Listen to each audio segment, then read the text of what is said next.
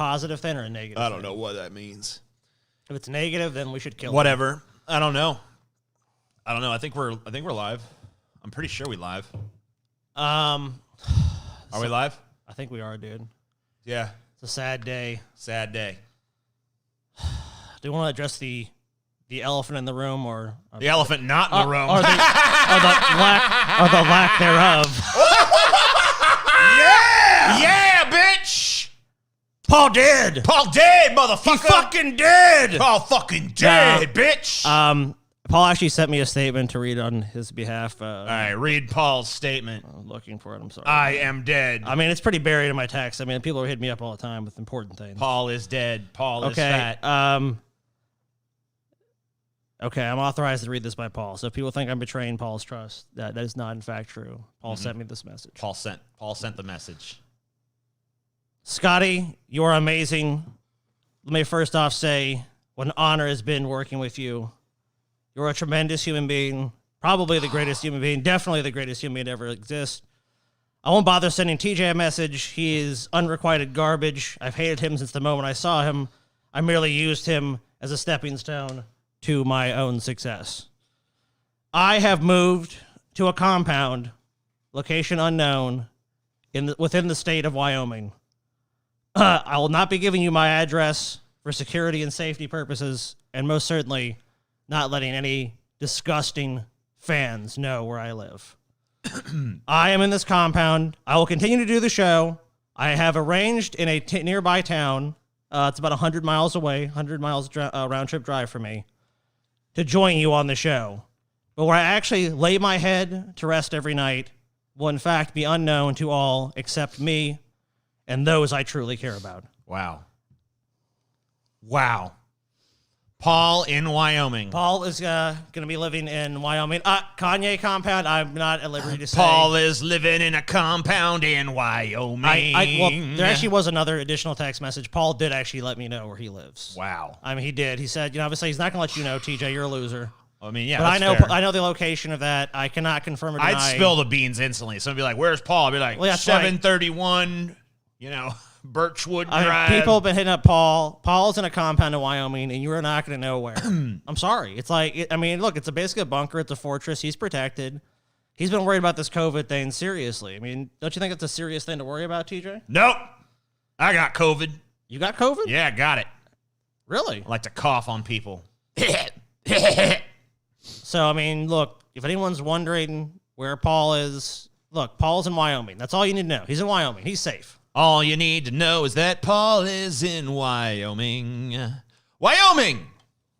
So Paul's, a lot of people have been, worried because Paul moved out of state, but, the reality is that we're doing the show remotely. Paul never liked it here in Louisiana, so there was no reason for him to stay because we're doing the show remotely anyway. So yeah, and he can do the show from Wyoming very easily. Yeah, so he can just easily do the show from his compound in Wyoming as he can do it from here. So yeah, yeah, it's not a big deal. Pretty much that. Anyway, it's time to fucking do fresh fried shit. So let's take a look at this. This is Charlie Kirk letting us know how the left really feels about Thanksgiving. The left has always hated Thanksgiving. So I'm gonna say right off the bat, nope. Maybe, okay, so listen, maybe some of the left hate Thanksgiving. I could see, the colonial... Okay, I understand all that. But here's the fact of the matter. I'm a big, fat motherfucker. If there is a holiday devoted entirely towards gluttony, overeating, and, just excessive fucking carbs and... carb, protein, fat, yes! Ooh, gravy! If there's that fucking holiday... My politics ain't even getting involved in that shit, all right? Yeah, but you know what he's gonna say is that you still don't like the holiday. You like the gluttony part. He's like, yeah. Well, you like the gluttony part, TJ. But what other part is you there? hate the origin of Thanksgiving. The origin of Thanksgiving is a lie anyway. Who gives a shit? Yeah, the white man coming and colonizing. And you know what? The oppressed are his friends. They're happy. I got nothing against food. I got nothing against being thankful. I got nothing against falling into a food coma watching a boring-ass football game. It all works out. What you're actually celebrating. You don't give a shit about, and then Squanto came and said, this is how you shoot a deer with a bow and arrow. Yeah, I don't care about that. It's I don't give a fuck about that. No one cares. That's shit they tell little kids. Yeah, so it's like, oh, wow. Is Charlie Kirk 5 years old? Because if he is, then the story Well, makes sense. Let's see what his fucking reasoning is. Okay, fair enough. Thanksgiving. Oh, by the way, a lot of people want to know if we're related to Charlie Kirk because we all have the same last name. And the answer to that is yes. Charlie Kirk is actually our cousin. We used to actually have Thanksgiving with Charlie Kirk, and ironically, he hates Thanksgiving. You know? He hates it because even as an adult, we always made him sit at the kids' table. Because he's like, Charlie, get to the fucking kids' table, you little cuck bitch. Please, guys, let me eat at the grown-up table. I don't care how old you are. Get at the fucking kids' table, you little pussy.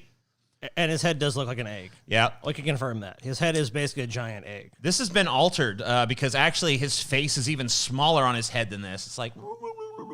Yeah, there is some like stretching technology. He does have that Kirk giant forehead, doesn't he? Yeah. We can't deny the relation, but you know what? He is the black sheep of the family. He is. Can be interpreted as a religious holiday if you believe in giving thanks to a... No, it can't. It can be interpreted. Anything can be interpreted however you want it. It can be, it can be interpreted. Trix really could be interpreted as a Christian candy bar because Star Wars has been interpreted as a religion. Do you take that seriously too? Come on. Fucking idiot. Creator. But they hate Thanksgiving because they believe there is nothing you should be thankful for in America. This is an awful place. It is cancerous, rotten to the core. Tear it all down. What a weird line of logic. Even if no one believes, like, okay, so unless you just, like, philosophically don't agree with the concept of thankfulness, everyone has something they're fucking thankful for. No one's like, I refuse to be thankful for anything in this stolen country. You know, like, maybe there are someone like that, but you know what you do with them? You just hit them over the head with a turkey drumstick and keep eating. Just like, shut up. TJ, this hot take just in, look, we don't normally go to the chat, but this is a hot take that I think we cannot ignore. TJ Fat. Whoa! TJ Fat. I had to show that because they can't even see that. That's from Gene Olivos. Thank you, TJ Fat person. I'm going to take the chat off the screen so Scotty can't pull any more nuggets of wisdom like that sorry. from it. I apologize. Down, that was burn it from within. Why would you be thankful? Instead, we need a revolution. Well, even if you want to burn America from within, you should be thankful for, like, fire. Well, if you want to burn it from within, how are you going to cook that fucking juicy, delicious turkey? Yeah. Charlie Kirk? Going to put it in the oven and not turn the oven on? Now you need some fucking fire. Roast that fucking turkey. Here's my plan. Fill all of the fucking, all the storefronts with turkeys. Then burn down the storefronts, and then you sift through the ashes, pull out fully cooked turkeys, pass that shit around. Happy Thanksgiving. That's my plan. If you want some fucking dodo, it's on the menu right here. So go ahead. Oh, shit. Dodo on the menu. I get it. I get it, Scotty. Remember, the 5th of November. The Students for a Democratic Society radicals once wrote in the 1960s, they said, conflict is the origin of everything. What happens when you're thankful? What a bunch of gibberish. Who cares? Some obscure thing some obscure band of morons in the 60s wrote, conflict is the origin of everything. What does that mean? What does that fucking have to do with anything? Pass the gravy. Fuck you. Thankful, by definition, you're less likely to be involved and engaged in conflict. Okay. Wait, Thanksgiving. What? That doesn't even track, dude. What? That doesn't even make sense. What a weird premise. If you're thankful for something, you'll never be in conflict. That doesn't hold true at all. What the fuck are you talking about, you psycho? Yeah, they're not thankful for America. Well, here's the reasons they're not thankful. It's like, no, it's not that like most of those people are saying abolish America. They're saying abolish these policies and things that I don't like. Just like you would do if the shoe was on the other foot. If you were on the outside looking in, you're going, things aren't working out for me in this society. Here's what I would want changed. Not fucking thankful! Not just thankful! Why should they be fucking thankful? If obviously they're losing economically, if they're losing by every fucking metric that matters in this country that they live in, why aren't they just thankful? Should they be thankful for some dirt? There's dirt on the ground. They should be thankful for that too, shouldn't they? Is supposed to de-escalate any sort of pre-existing issues. What? Supposed to de-escalate any other pre-existing issues that might exist, you know. This dude hasn't slept since fucking election night. in our country. And now they're using the virus as an excuse. Whoa, what's going on that whiteboard, buddy? What the fuck is going on? Oh, he's Glenn Becking it, dude. That's insanity scribbling over there. He's Glenn Becking it. He's got his whole fucking formulas on the board. Yeah, he's like, and that's why the socialists. Excuse for you not to be thankful. We'll be right back. See you when you get back. Charlie. That's not Charlie Kirk anymore. This is some other guy giving his commentary. I'm sure it's wonderful, but ours is better. So, don't worry about that. Charlie Kirk. That's what I think about you, Charlie. You know what? He also has messy hair like me. Let's see what we have in common. We both have giant fucking foreheads. Check. We both have messy hair. We both have big, thick eyebrows. You can't really tell as much with me because mine are blonde, so they don't stand out quite as much. But I got some really big, fucking crazy eyebrows. I have a big, luscious, amazing, beautiful beard, which he does not have. He's a fucking blockhead, dude. Yeah. Another thing about... we do have a different head shape because his shit... He's got almost like this mega mind shit going on where it's a little narrower down here, and then it's like... Wah! Whereas my head literally is just shaped like a melon. So... Do you have detached ears? He has detached ears. Let's look. Let's see. I don't know. I think they're detached. Yeah. No, mine don't jut out very much. You can't really see them from the front too much. Yeah, usually. neither does his. Doesn't look like his does either. So yeah, my ears are way close to my head. You guys are probably like fucking back there. Well, I guess all of us. We're like third cousins with this dude or whatever. Yeah. Used to fucking second cousins maybe. Used to make him sit at the kids' table. Used to feed him scraps. He was always like, "Oh boy, this year I hope there's some turkey left." Then we give it to the dog. He's just like, "Please."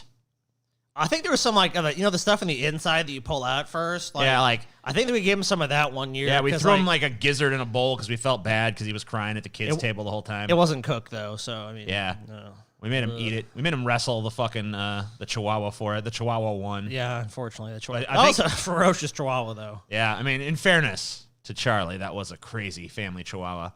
All right, what's the next story, Scotty? What's the next story? The next story is something. WWE says Zelina Vega was released for breaching her contract. I don't even know. I didn't know she was even in the WWE, so this is... Oh, yeah, I'd like to breach her contract. You know what I'm saying? What do you mean? Oh, that was just playing a character there. Oh, I see. Character, Not me personally. I don't normally feel that way. Yeah. So basically, this is funny. It's not really. It's funny. It's sad at the same time. So basically, at 4:46, she said, "I support unionization." Right? Like 10 minutes later, WWE was like, "Zelina Vega has been let go." Like literally 10 minutes later, dude. What? Yeah, literally. She gone there and she's like, "I support unionization," as like for her within her industry. And like 10 minutes later, she was fired. 10 minutes later. Here's her thing. "I want to thank all of you very much for the last 3 or 4 years. W Universe was incredible. I would have never been able to say this is for you, Dad, if certain people did not believe in me. I love you all, and I couldn't have done it without your support." Should have been like, fuck Vince McMahon, burn it down. Fucking WWE is a corporate fucking wasteland. But yeah, this chick, she literally, like, within 10 minutes of fucking publicly supporting unionization, she was gone. She was gone, boy. We should unionize. Yes, this is, This is Vince McMahon, and I would like to say, no chance. That's what you got. There's no fucking way. No chance in hell. I think they'd rather go bankrupt. I think they'd rather go out of business than actually give these wrestlers a fair deal. Oh, look, we made some token gestures. Like, anybody who wants to be a wrestler is like, you really gotta love it. I mean, I was gonna say they're idiots, but like, honestly, like, I can see it if you really like have a passion for it. But like, man, you are asking for a horrible goddamn life. Horrible goddamn life. You really are. Because these wrestlers are not treated well. Most of them never become big superstars. You're probably just gonna be a jobber that gets your ass kicked on the fucking indie circuit and shit. You're not going to make shit for money. You're going to live a fucking miserable life. Your body is going to be fucking brutalized. You're not going to get fucking good health care, anything like that. Even if you do make it to the top, you're going to be fucking an independent contractor. And the moment you say anything, you step one toe out of line, Vince McMahon is going to decapitate you with an axe. So, yeah, fuck that life. I'm not about it. No one should be. Unionization should be the law of the land, says Do It Live in our chat. We are looking at the chat since we're doing this live. Yeah, I mean, I think that's pretty fair. Is this assessment. actually live? No. This is all pre-recorded. This is actually live. What's up, Coolman? Fun game. No, this is live. This is live, guys. This is live. I think those prearranged comments that are in there. Yeah, I convince like people those this is actually live. Don't forget about the brain damage. By the way, DFF is brought to you by Pepsi. No, it's brought to you by Diet Dr. Pepper. Oh, shit. Sorry. And Diet A&W. Let's just take a pause here, TJ, to enjoy these delicious soft drinks. Yes, they are quite refreshing and delicious. When goes I am down parched, smooth. water is not good enough for me. Only the thirst-quenching power of Diet Dr. Pepper. Together with Diet A&W. Nearly 1 in 10 transgender Americans use non-prescription hormones, study finds. Oh, shit, those black market hormones. Uninsured and underinsured individuals are most likely to turn to alternate avenues to get gender-affirming hormones, according to the report. Alternate avenues. Alternate. Walk down to alternate avenue. Nearly 1 in 10 transgender Americans are turning to non-prescription sources for gender-affirming hormones, including friends, relatives, and internet pharmacies, according to a new study. While the Affordable Care Act has extended health care to millions, many trans people are still uninsured or denied coverage for transition-related care, including hormones and gender-affirming surgery.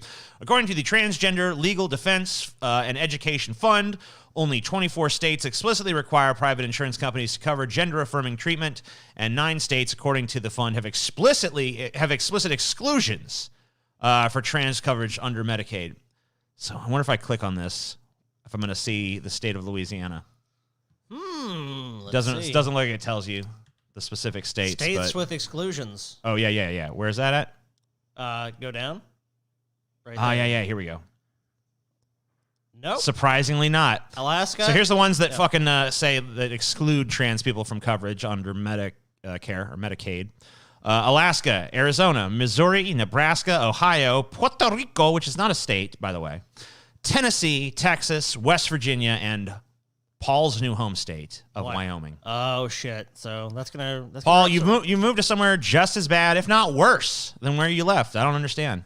If you're going to fucking escape the swamp, go somewhere better than Wyoming, man. Well, it's got the bunker, so. Yeah, I guess it does have that nice big bunker there. That's true. I mean, that's a lovely bunker. You have to. On Thursday, 2 West Virginia men denied hormone replacement therapy, filed suit in federal court challenging the blanket ban on gender-affirming care in state-funded health insurance plans, including Medicaid, blah, blah, blah, blah. This is just another example of, people don't have what they need, so they end up going to the black market. I don't know if there's anything wrong with these black market hormones. I would assume they're probably not as effective. I don't know if there's maybe is defects with them. Well, they're also not getting the medical care surrounding that. So I mean, like, they're not getting proper treatment for what they're trying to do. It's not ideal at all.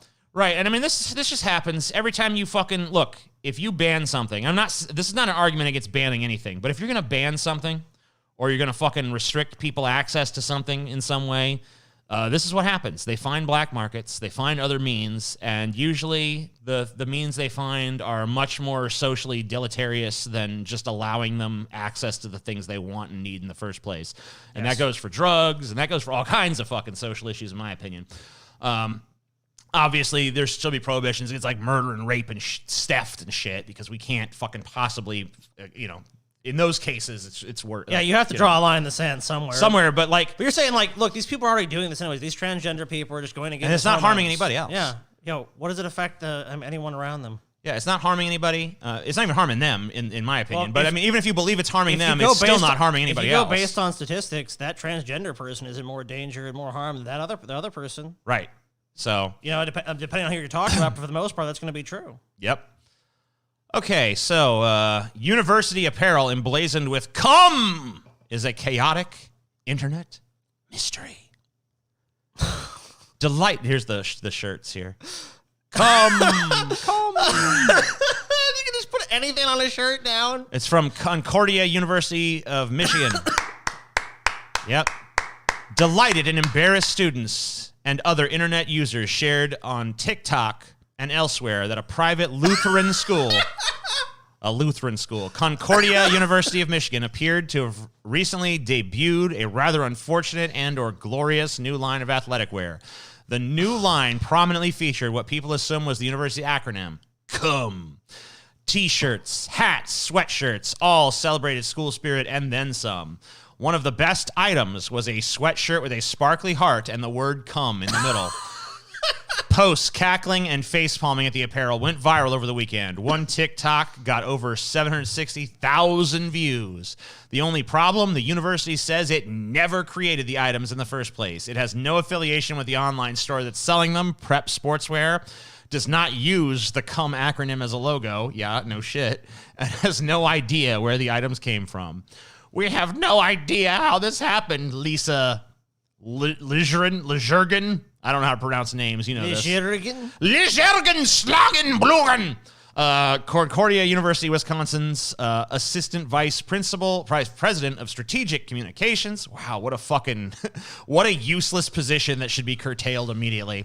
Who manages communications for both Wisconsin and Michigan campuses, said it was a surprise to us as well that someone put a video out on TikTok of that cap, and that kind of blew up overnight. You know what else blew up? My cum, bitch. When I say that, I just mean my athletic spirit. From Concordia University of Michigan. This is just someone that had a really brilliant scheme to sell T-shirts with a guerrilla marketing campaign. It's like, look at this university, it's crazy. And you get a bunch of dupes on the internet to go, what? Whoa! And then, of course, like, some idiots will even go and buy the shirts if they're available for sale. Whoa! But I'm guessing these aren't real shirts for sale, but... They are. Oh, they are? Yeah. I mean, if they're really for sale... Hell yeah! You can actually buy one of these shirts. Yep. Oh, okay, what's a scam, dude? You got to get one, Scotty. Where can I get one? I don't know. Over on look up "cum shirt." Cum shirt? I don't know. That might be a bad idea. Yeah, I don't know. Maybe not. It's probably not going to be good.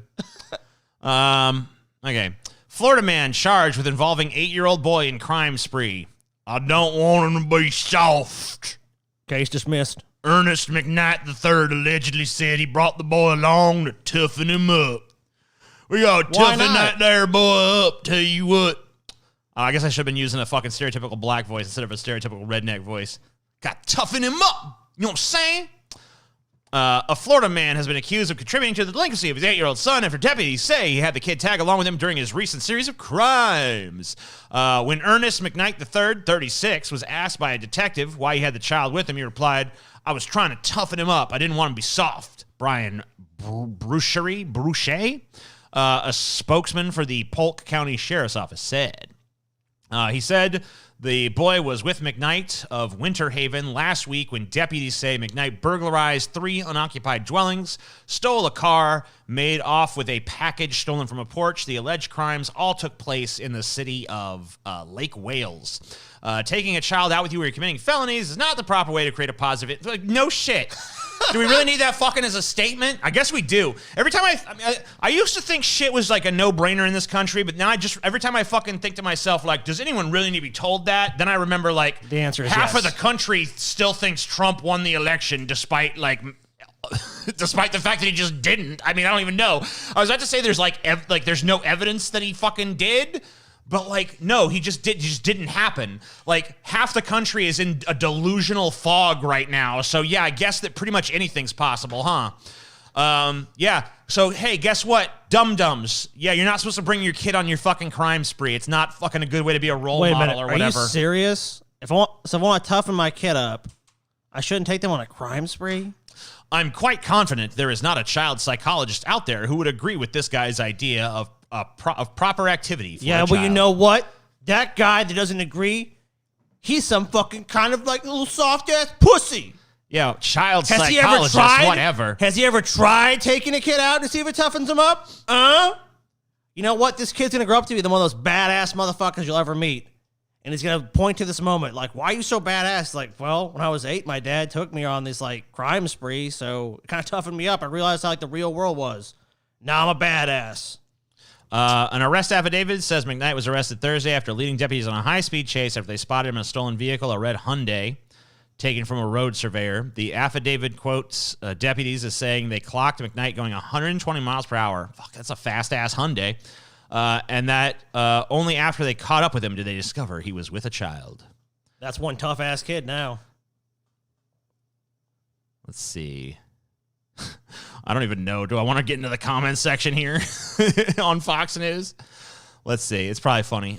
It's probably horrible, too. I was trying to tough him up. I don't want to be soft. I grew up with parents who were addicts, alcoholics, and thieves. They had no remorse when they picked your pockets or the lock on your car trunk and took anything you had just been holiday shopping for at another store. And sure, they did the same thing. We had windows and blah, blah, blah, blah, whatever. Okay. Let me tell you about being tough. Tough is facing the reality of your life day to day and ticking off exactly how you got there and making decisions on how to... Okay, whatever. He's making a big speech. Yeah, that's some preachy bullshit. Look, they don't fear prison, and I don't blame them. It has become soft. What? Prison is soft? What? And in most cases, prison provides more than they have on the outside. Housing and meals, clean clothes. Who is this they you keep referring to, sir? I don't know. And by the way, if prison is providing better living conditions than the streets of America, then don't you think that might be a problem? Yeah, it could be. And I love how you say that, and you're like we need to lower the conditions in prison. It's like maybe we need to raise the conditions elsewhere. I don't know. There are men in prison that don't want out, but if you bring back a strong work program like the chain gang was without abuse, being in a chain gang, it's fundamentally abuse. They won't like that. Have a chain gang. There's nothing. Listen here. There's nothing they hate more than hard work, boy. I tell you what. This guy's idea is to bring back chain gangs, but I love how his name is Unmasked Man. It's like, yeah, mask off. Gotcha. No, I think you need to go ahead and put the mask back on. I think we all know which mask you're wearing, too. Come on now. And then look at this guy. Castrate first. 53 upvotes. Only one down. I'll be the second down vote. Castrate. I'll be the fourth down vote for this, too. Castrate him. Castrate. I like the idea of a humane chain gang. I just love it. Yeah, the humane chain gang. Would you guys mind cutting that sugar cane, please? What the fuck, man? It feels really hot. I don't want to do it. Would you? Okay, but we really need you to do this hard labor, please. Dude, hey, listen, we would love for you guys to do super chats, but unfortunately, YouTube has demonetized our channel, so... They did that ages ago. We got it remonetized, and then they took it away again for no fucking reason. I think do we have Streamlabs or some shit? It's not set up. It's not. Fuck it. It's not set up. I probably should have, but I didn't do it, so oopsie. Whatever. Whatever. These people already pay us anyway. I know. I was just saying, well, they said that some people wanted to do it. Yeah, you know, if you guys really want to do it, look, we'll talk to the chat in a minute. You guys don't have to pay. We'll just talk to you guys, all right? It's going to be fine. It's going to be good. It doesn't matter. Yeah, we're going to talk to you. Don't fucking worry. We'll do a little chat sesh. Anyway, we gotta get going.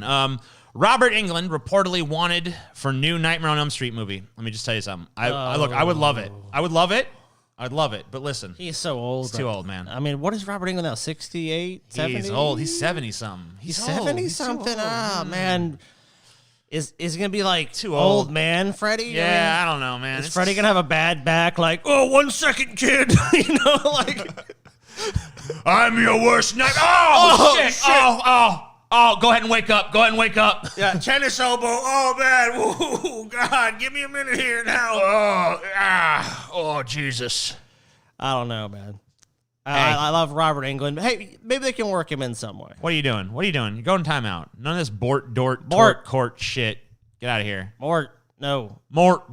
Snort. Hey, Skeptical Jesus, Coolman, you guys see these motherfuckers spamming fucking timeout. Give them a timeout. Spank their ass. Yeah, spank their asses. We don't care if they pay. They fucking can't spam the chat. Danny Glover is 74, and they're making Lethal Weapon 5. And he was too old for that shit back in the 80s. Dude, what, man? Let me tell you something. Man, Riggs, I'm getting too old. Dude, it was already getting sad by part 4. I mean, come on. It's going to be so fucking sad. Like, all right, their conceit is going to have to be he's already retired, but they're like, have to bring him out of retirement for some fucking reason. Because, like, there's no way that motherfucker would still be active on the force. Dude, have you seen Danny Glover recently? I mean, like, he's an old man. He's grandpa now. You know, okay, Mel Gibson still kind of got it a little bit. Like, he's doing that Santa movie or whatever. And, you know, he's still a little spry. He's not super old to the point where he can't move around at all no more. But Danny Glover is like an old-ass hobbled man, okay? So, I don't know how they're going to pull that off. I think Mel Gibson could do it with creative editing. Danny Glover, I mean, I don't fucking know, dude. He's pretty much in a wheelchair at this point, isn't he? I don't know. I mean, he's just super. He's old. gonna have to. They must have like him as just like a cameo role or something, or like he's like more of a talky character now. He's not out there in the action. Yeah, he's gonna anymore. have to be a talky character. Like he's just out there. He's like he cracks a joke or something. Maybe they give maybe they give him like a punch, like he knocks somebody out or something. Yeah, like that. Something like that. But, I don't know. I mean, yeah, that's probably not gonna be good. It's gonna be terrible. Gibson is 64. Yeah, but you know what? Gibson. Look, not everyone ages the same. All right, Mel Gibson still got it. I don't know. I mean, he's a racist, crazy psychopath that's like a raging fucking id. He's like totally out of his fucking mind. But physically, motherfucker can still move around. So I don't know. But anyway, let's see. Let's see what the fucking story is here. Kruger. Is this a real poster? Is this actually happening? No, it's a fan poster. Okay. Yeah, clearly. Freddy Krueger hasn't been seen on the screens for a decade. No, it's been longer than that. I'm not counting the fucking Jackie Earl Haley, whatever the fuck. That don't count. Yeah, fuck that movie. Which is a very long time for such an iconic character. Blah, blah, blah. Just get to the fucking point. Yep. Sucky, garbage. Right, Roger. Gotcha. Of course, another new stab at the material has been stuck in development hell for so long now that the rights of the series have reverted back to the estate of Wes Craven.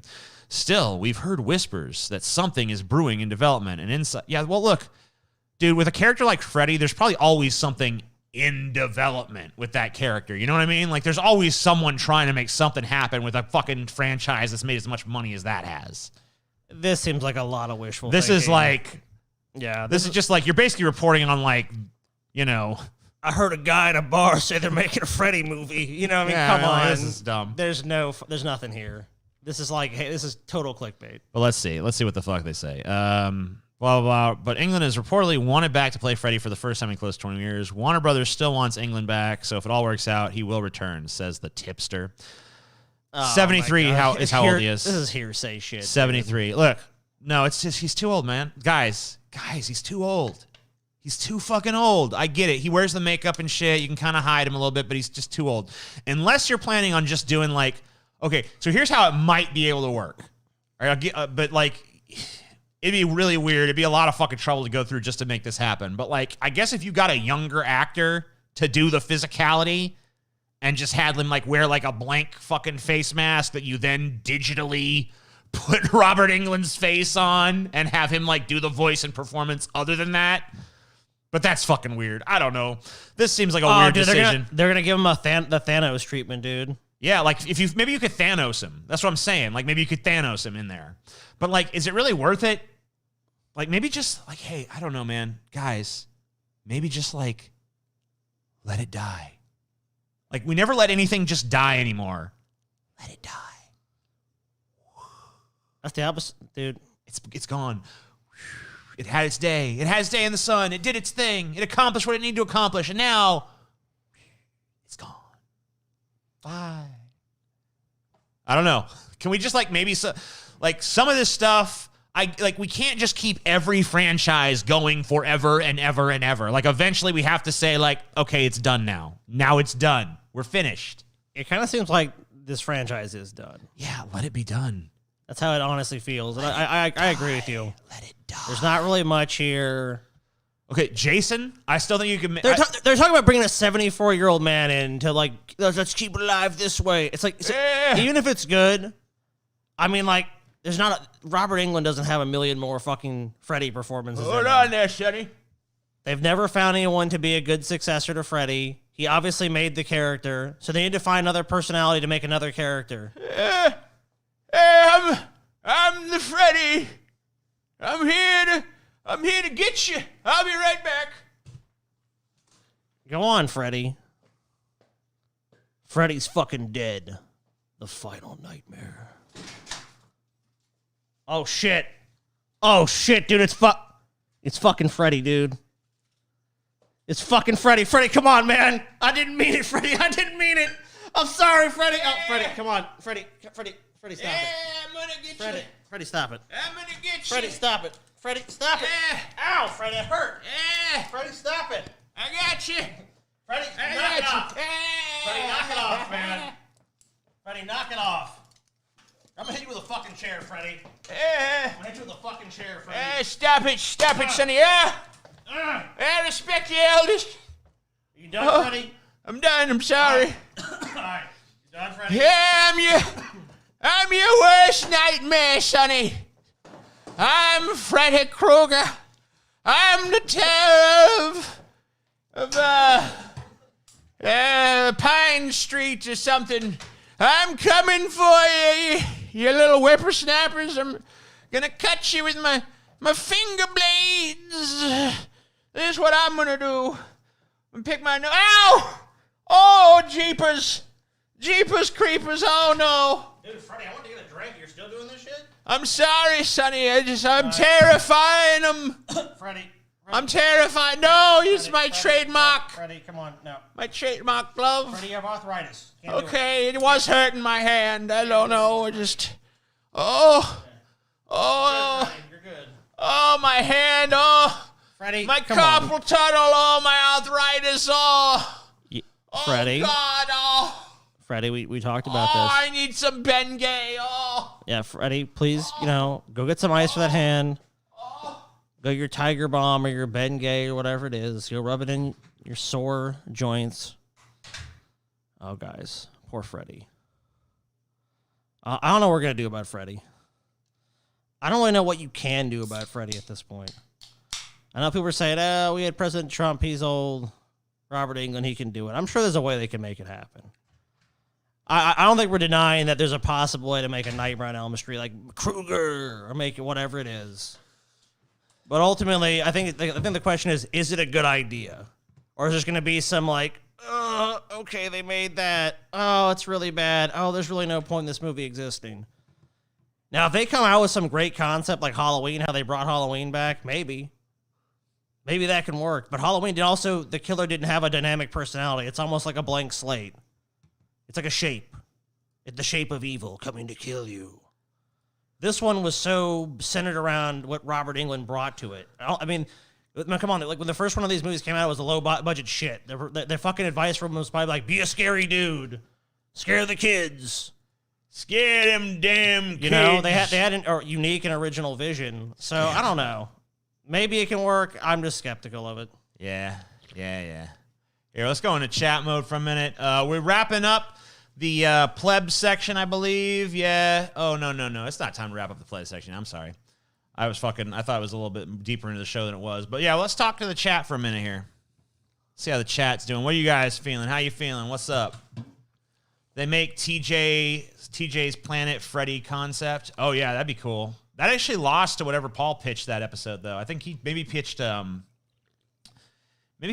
Jason versus the Nazis that day, which is a great fucking concept. Oh, yeah, that's a really good one. You have the real world be live action and the dream world be animated. That was my plan. I thought it would be cool to use that fucking Beowulf shit. That would be cool. Because then you could really, do whatever you want in the dream world, and then you could have Robert England easily, because you'd just be animated. So it's whatever. That would be awesome. But I don't know. It doesn't seem like it's what caught on. So, plus it'd probably be way expensive for that. Say hey to Raven. This is not say hey to people time. You guys have any comments on the news stories we've gone over or anything? TJ. Fuck all that. I don't give a shit. TJ here. This ain't a fucking little... Please say hey to Raven. TJ instead says fuck Raven in their ass. Yeah. Kick the plebs. There's no plebs. There ain't no plebs. There's no plebs right here. We're going to give them a pleb version a little later. Plebs get it at some point. Hey, patrons, let the plebs... Hey, maybe it's time... Maybe this is a good time for you guys to pitch why they should join the Patreon. You're all patrons here in this chat. Tell them plebs watching this. Well, I guess we assume they are. Well, I mean, there might be some fucking sneaks in here. But, tell them fucking plebs why they Even you little sneaks. Tell them why. My $10 a month opinion says you kick the plebs. It's too early to kick the plebs. We can't kick the plebs just yet. It's only 39 minutes in. Can't kick them yet. When's the RV trip, TJ? Dude, we're in the RV. 2020 has been the RV trip. We're in the RV. You're inside the RV right now. We're in the RV right now. We're actually doing this from an RV. Mucho contento. Florida man arrested for stealing TJ's fat. Oh, man. Drive-through meltdown over lack of lettuce. I just don't know how they would fucking move it all. Oh, wait, what the hell? I thought I was showing the chat. I'm not even showing them. You're not even showing it, TJ. The hell, man. Get over there. We're looking at it, dude, but you're not showing anybody. How do I need to go back to... Oh, gee, No, how that's do I... wrong. Oh, no. Oh no, what have I done? You've done something wrong, DJ. Get out of here. Yeah. Save those Great. changes. Oh, no. Yeah, back to here. But we need to go to this one. No, that one. What the hell? Where is the fucking one I set up? There it is. There you go, TJ. There you go. I was a pleb, but now I'm not, so there you go. Nice try, you little sneak. If they don't, they will die of cancer, Ebola AIDS. Do a meetup in Indiana. No. Do meet up in Indiana. Indiana Do meet sounds up boring. in space. I've been through Indiana. I don't like it. Oh, Indiana, you suck a big old dick. It's close enough to Ohio, which we've done a meetup there. We probably do a meetup there. Now my words will be immortalized in this stream. Wow. What an honor. Wow.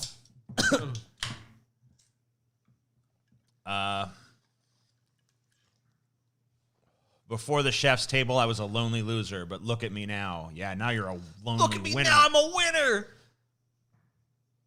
Are you a winner, TJ? I like the comment. They'll stop bullying you, LMFAO, like we don't get bullied just as much. Kirk apologists. Yeah. You tell him, Alexa, or hey, Alexa. Indiana sucks. No shit. Honestly, though, our best meetups have been in places that suck. So That is true. So, yeah, we should do a tour of just places that suck. But besides the one we did in London, Yeah, that was pretty cool. yeah, that was a major city one that was like, wow, that was awesome. But Yeah, but London still sucks, though.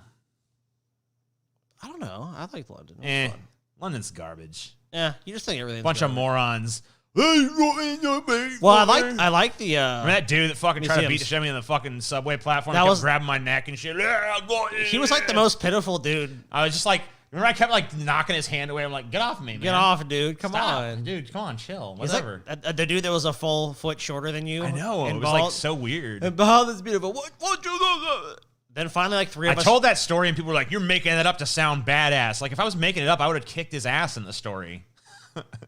It wasn't worth it. He finally stopped and like three of us in the group just grabbed him, and then it was like, all right, we're about to beat your ass, dude. And he's finally like, just walk that way, and we're like, all right, no one wanted to fight you to begin with. Yeah, I was Like, just trying to get come on on, train. dude. You're just I'm just a dumb drunk that was like, bald is beautiful. It wasn't even that insulting.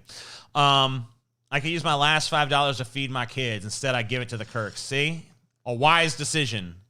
Because you know what? Those kids, what have they ever brought you? Pain, heartache, annoyance. What have we ever brought you? Entertainment. That's it. All right.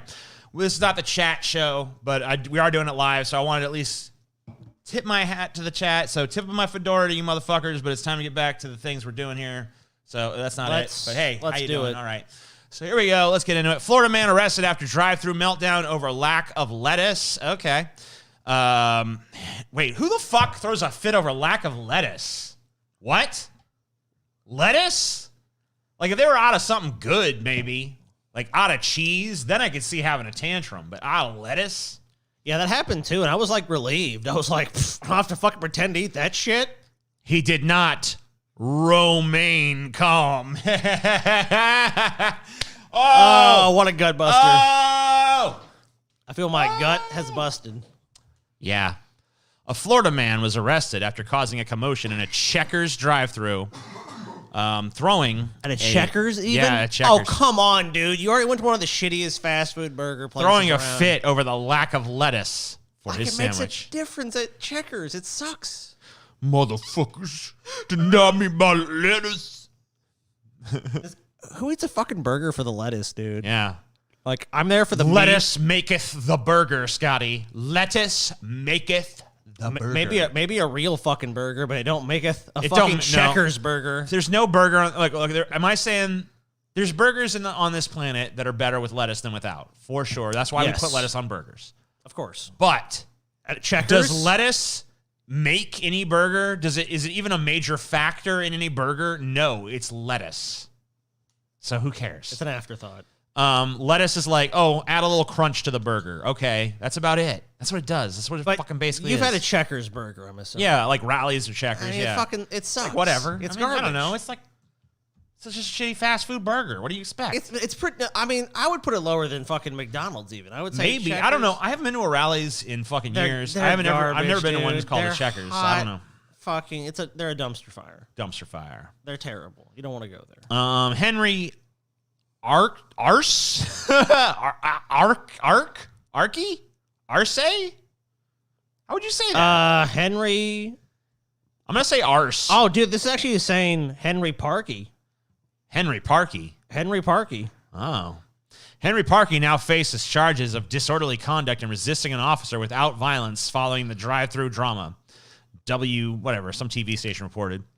On November 4th, the Largo Police Department responded to a call from the Checkers on Ulmerton Road in Clearview around 11:30 p.m. Employees got scared when Arseface beat when Parkey on the drive-through window and screamed at them, furious that the restaurant didn't have any leafy greens for his order. The disgruntled customer's meltdown caused the workers to fear for their safety and for other diners inside, per a criminal complaint. When authorities arrived, Parkey, Corbello, Assface, whatever the fuck it is, was reportedly uncooperative and denied the allegations of erotic behavior.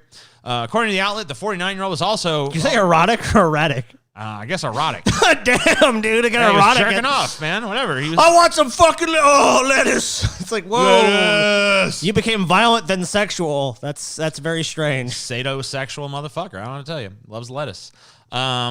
According to the outlet, the 49-year-old refused to show police his driver's license. When the officers moved to place him in custody, the customer initially resisted before conceding when handcuffed. In related headlines, the Centers for Disease Control and Prevention has launched an investigation into a multi-state outbreak of E. coli potentially linked to contaminated romaine lettuce after 12 people fell ill, with 5 requiring hospitalization. This happens all the time. It just proves to me that lettuce is garbage, and I don't need to eat it. Yeah. Can you scroll up? Because I want to look at this guy. This guy looks in... Do you see like a kind of a red splotch on his head?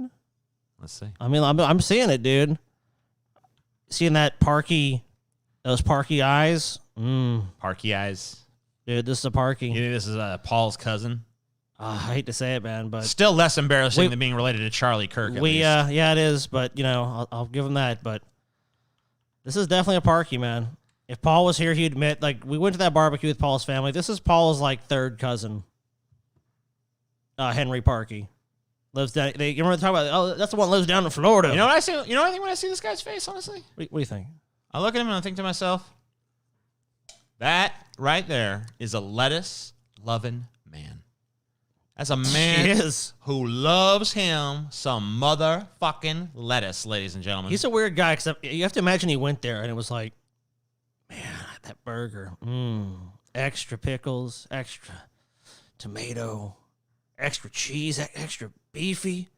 But you know what's going to make that sandwich? It's going to make it melt in your mouth. What's going to tie everything together? What's going to make it all make sense? That lettuce. I'm sorry, sir. We're out of lettuce. Fuck!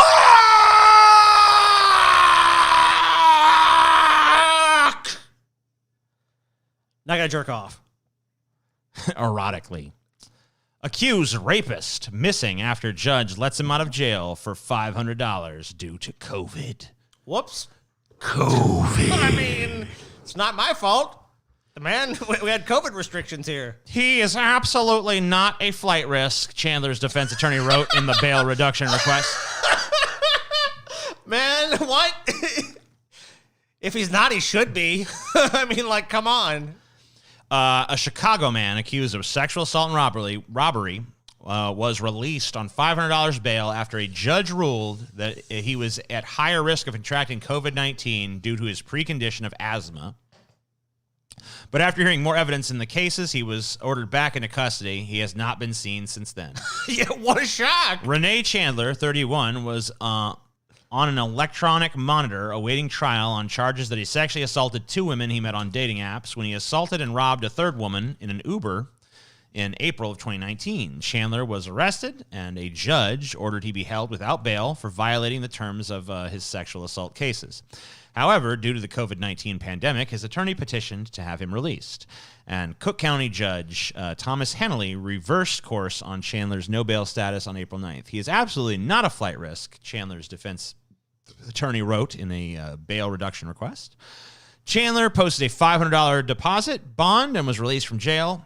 Court records show, according to reports by CWB Chicago. Sorry. It wasn't until after the bond reduction. Anyway, yeah. So fucking blah, blah, blah. He's a rapist. He robbed some people. They said he wasn't a flight risk. They said he was going to get COVID-19. They let him out. He disappeared. Shock and surprise. What are you going to do, you know? It's almost like the defense attorney was not being honest.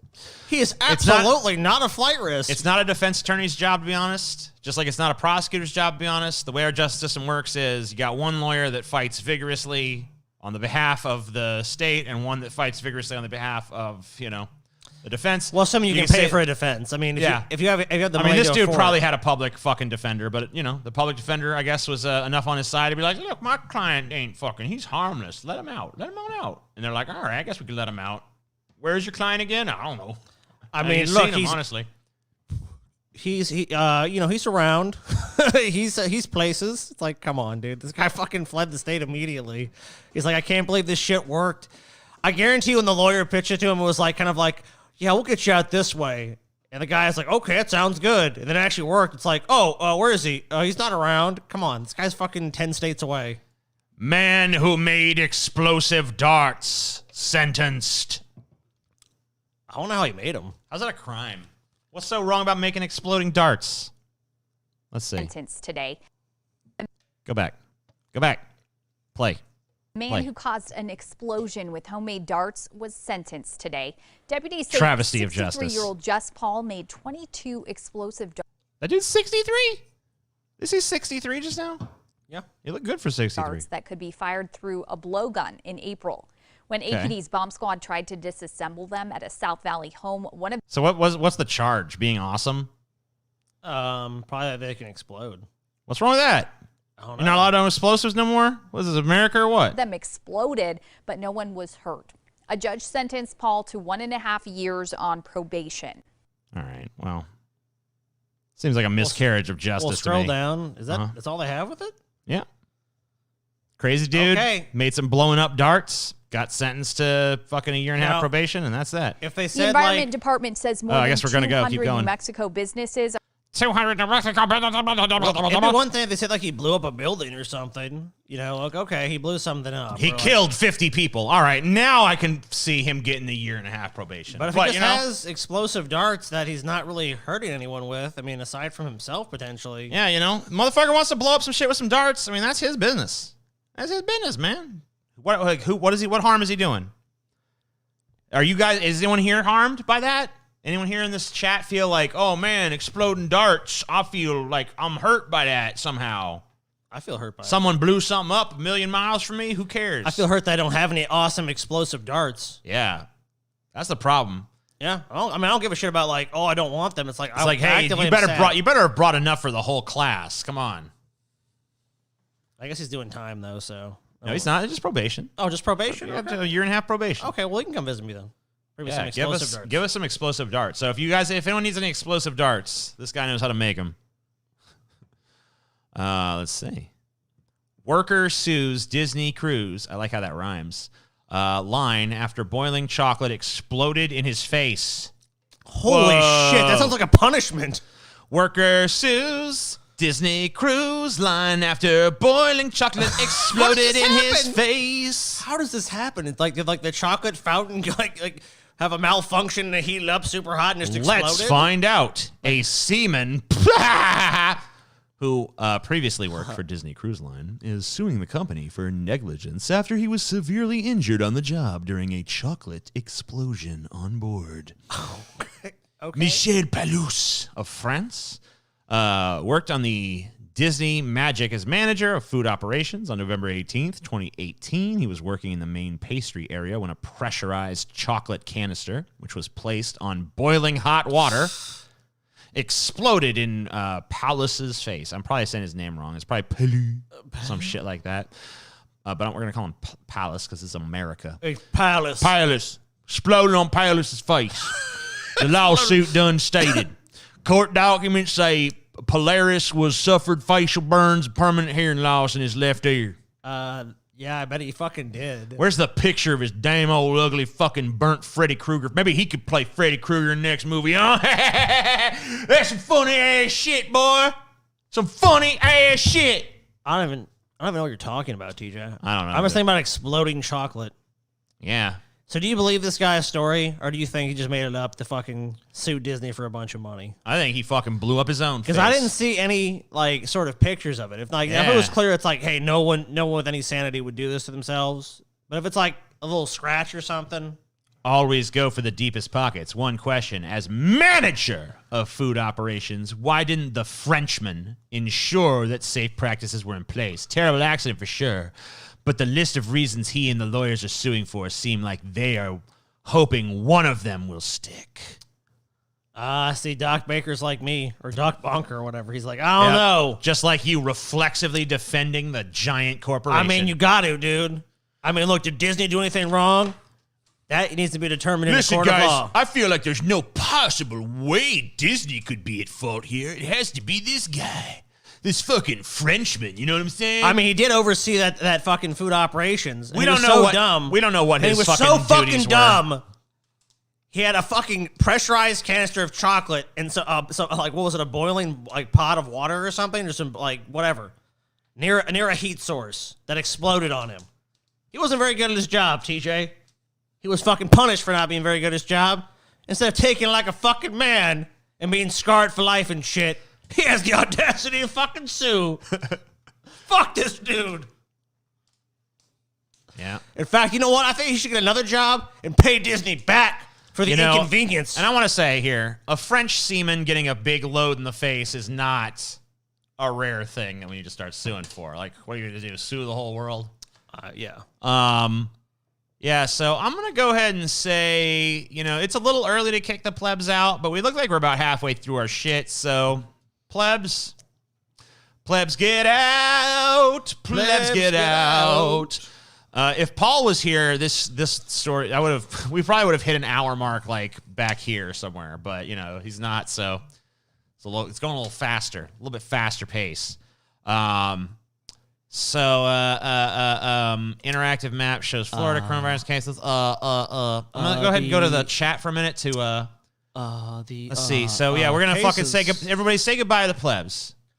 Fuck off, plebs. Everybody in the chat, say goodbye to the plebs, everybody. Bye, plebs. Bye, plebs. Ha! Be gone. Bye-bye, plebs. Fuck off, plebs. See you later, plebs. But a can of beans on the stove, it will go kaboom. Bonsoir, plebs. A French seaman getting a chocolate explosion to the face. It is a good point to end on. Yeah. I mean, allegedly, we don't know. I mean, we do have to defend our corporate master. Look how fucking happy our chat is to be rid of these damn plebs. I mean, the plebs aren't even here right now, but in the future, there will be plebs here, so, People are asking about Paul. Paul is in his bunker compound. In Wyoming. You can parts unknown, Wyoming. Check the beginning of the show to learn more. Bye. Bye, plebs. Boo, plebs. Bye. Yeah. Go earn $5, plebs. Fuck off, plebs. You suck dick, plebs. Plebs are scum. Scum. All right. Auf Wiedersehen. All right, we're kicking the plebs out in 3, 2, 1, go.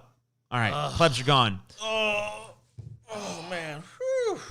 Man, it's a load off to having fucking dumbass plebs, man. Oh man, they need to pack another bowl, man. I mean, now the fucking plebs are gone. Of legal tobacco. Oh man. 100% legal tobacco. Harry Styles' Vogue cover left fans breathless. Now conservatives are fired up too. Uh-oh. Goddamn conservatives. Let's see what's going on here. Conservative pundits Candace Owens and Ben Shapiro are under fire after shaming pop star Harry Styles for wearing a dress on the cover of Vogue. Thousands, including Trixie Mattel, Olivia Wilde, Bob the Drag Queen, and Jamila Jamil, have slammed Owens and Shapiro's controversial comments on the December issue of Vogue, which features Styles wearing a ruffled, lacy, floor-length Gucci gown and navy tuxedo jacket, among other stylish looks. On Friday, the watermelon sugar hitmaker made history as the first man to appear solo on the cover of the fashion magazine. Wow! Washington crosses the Delaware. Man walks on the moon. Harry Styles, first man featured on cover of Vogue. Dude, how do you even process this? I don't even know, man. I think that most people in this country, in most places in the world, probably are just in a state of shock. I just can't even believe it. It's so beautiful. It is insane. It is crazy. It is beyond belief. There's insane, There's or not insane even crazy. words to describe how insane this is. It's fucking blowing my goddamn little tiny pea brain, Scotty. It's blowing my goddamn mind. You didn't have much brains to begin with, TJ. Scotty. My little tiny brain go boop. So let's hear the offended squad. This is perfectly obvious. All right, we got to read Candace Owens first. I forget that Twitter fucking makes you read. Why don't you put this under? Why don't you put this under, Twitter? Why doesn't this go on? Oh my God, what's happening? What's happening? What are you doing? What have I done? What have I fucking done? No! Okay. This is good. It gives us more of his comment anyway. Shapiro.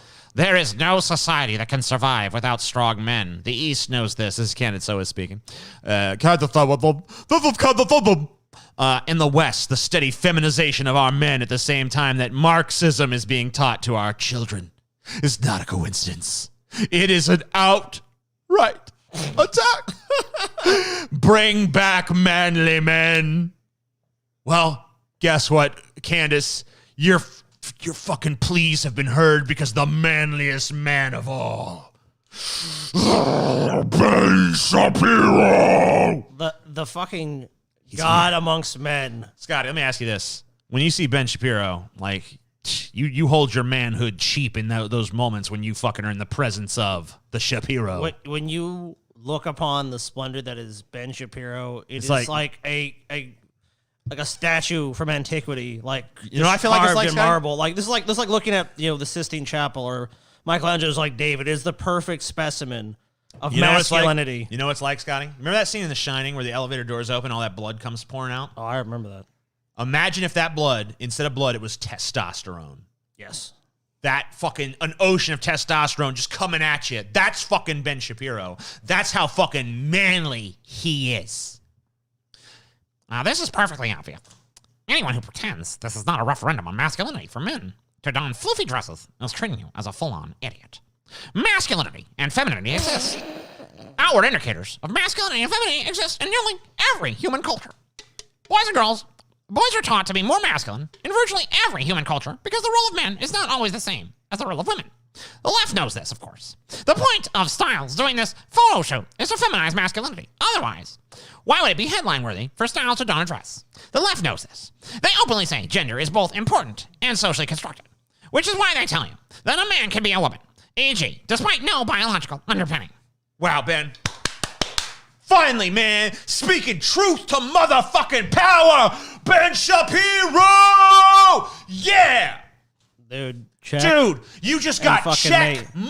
oh my God, checkmate, fucking backgammon, sorry, Uno, every fucking game-winning word all at once. Boom! Sonic boom of victory coming at you from fucking Ben Shapiro, the manliest motherfucker you've ever seen in your goddamn life. Let me tell you something, ladies and gentlemen. Are you ready? Are you fucking ready for this dynamo of testosterone? Ben Shapiro, the manliest of all men. Bow down before your God. Oh, yes. Oh, Ben Shapiro. Oh, you so beautiful. Oh, my God. What a fucking fine specimen of manliness. Oh, the testosterone wave is just blowing me back, Scotty. It's blowing me back. Let's assume for a second the honesty of some folks on the left who at least What? Just acknowledge that femininity. Yes, Scotty? I want you to start that over again. Start over? Yeah. Okay, I'm sorry. Let's go. Start over. Let's assume for a second the honesty of some folks on the left who at least acknowledge that femininity and masculinity exist. They also have indicators, outward indicators. Dress has been, for virtually all time and in virtually all cultures, an outward indicator, which is why the Bible explicitly says that it is against cross-dressing, for example. Okay, but You're no, Let's bring the Bible in here. no, man. Don't make some fucking moralizing argument, then refer to the fucking Bible. The Ben Shapiro shit, man. Ben Shapiro is just another one of these guys where let me tell you Ben Shapiro's grift. Ben Shapiro's grift is He says all the dumbass shit you stupid fucking rednecks believe, but he says it in a very intellectual, snobby voice, speaking rather quickly. And I would like to say that I am offended. In every culture, it has been established there is a male and a female gender role. Now, these roles have been different in every culture, but you cannot deny that these roles exist in every culture. Yeah. It's the same thing. So what? What is that argument? What's that fucking argument? Crucifixion has existed for a long time, too. You know what I mean? Should we crucify you, Ben? In virtually every... Lots of things have existed throughout human history.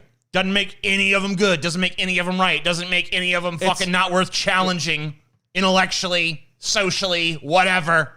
Well, it's the same like saying something's natural, so it's good. It's like, that's fallacious reasoning.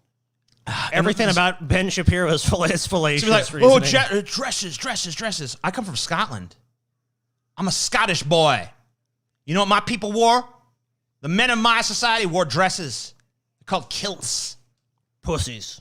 Yeah, they wore kilts and they fucking carried around big-ass, giant, fucking 12-foot-long swords called claymores to decapitate you, Ben Shapiro. And they wore dresses. Because you know why? Because a dress, there's nothing about a piece of fabric that's open, like a skirt or a dress. There's nothing about that that's inherently fucking female. Nature didn't fucking we could just as easily live in a fucking culture or society where it was traditional for women to wear pants and men to wear a dress. It's just trying to pretend that there's this huge chasm between genders. And it's like, no, this is just a societal narrative that you want to push forward. That's all it is. And you're just talking to those people, doing the same thing like an Alex Jones is doing, or like we discovered like on DP, the Vigilant Christian Mario. You take something that's in popular culture, and surprise, surprise, you're just really offended about it. And you got to tell everyone how offended you are. And, what is the mainstream people, what are people on Twitter going to say? Dude, Ben Shapiro loves the response he gets to this shit. Oh, wet-ass P-word. Ben Shapiro gets to play the fucking left again. Oh, yep. Be offended about something I said again. Every culture, men and women dress differently. This does not mean that all men dress the same and all women in all cultures dress the same. It means that in every culture, there is a distinction between how men dress and how women dress. So fucking what? First of all, I don't even know if that's true. We'd have to actually study that, or at least research it. If your argument is that this is how it was in the past, who cares? Yeah, we're talking about present times in the future. So things change, right, Ben? Over time, things change. So even if that's the way it was forever, what's saying it can't change? By the way, go watch some music video. If you're like really like, oh my God, I can't believe, look at the left. Look what they're doing with this stuff, like the feminization of, go watch some 80s music videos, motherfucker. Go watch any fucking selection of music videos from the 80s and like look at the sheer amount of androgyny and femininity on display. Men. Plenty in the 70s. You know what you do? It's almost like it's always existed in a subculture. Oh. It's almost like it's always been there. Oh my God! What? Oh, huh? What? I don't get it. So therefore, it's good though, TJ. It's like it's such stupid logic. Oh, because people did it in past, and now they should do it again because they did it before. Why? Why? Why does that make it inherently good? Because your dumbass ancestors believe some bullshit that didn't make any fucking sense? The stupidest form of the argument that I saw yesterday online was, well, in Scotland, they wear kilts. Yeah. That means that a man in America wearing a skirt, a floofy skirt, is the same as a man in Scotland wearing a kilt. No, because they... It is. Well, here's why they're both the same. It would also be the same, like, because they're both wearing an article of clothing. And they're both wearing an article of clothing that's like the same basic shape. And, like, hey, if you fucking take the kilt and you put some little fucking sparkles and foo-foos on it, it's just a skirt. There's no difference between a kilt and a skirt except for, like, the material it's made of might be different, but you can make a kilt or a skirt out of the same fucking material. Like, a lot of times it's just a matter of design. It's a matter of pattern. But there's nothing about the form of a fucking skirt or the form of a fucking dress or anything that makes it inherently belong to one fucking gender norm or the other, right? So that's the point that they're making is like, it doesn't matter if it's shaped that way. There's nothing about that design that's inherently fucking beneficial towards femininity. What's your perception of the clothes, what you're talking about? You're saying if you look at this fabric, it's like you only see it as masculine because Right. So basically, the lens you're looking at it through. So the point is that no article of clothing in and of itself is feminine or masculine.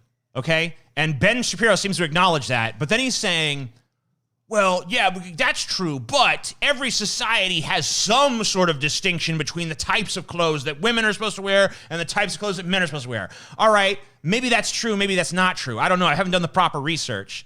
Every culture I know of has distinctive clothing for the genders, so that's true. Yeah. But how is that an argument? All that's saying is, like, that's how shit's been done. That's not an argument for why we should keep doing it that way. That's not an argument for why it's inappropriate to fucking defy that. That's not an argument for how that's in any way deleterious in its effects towards society.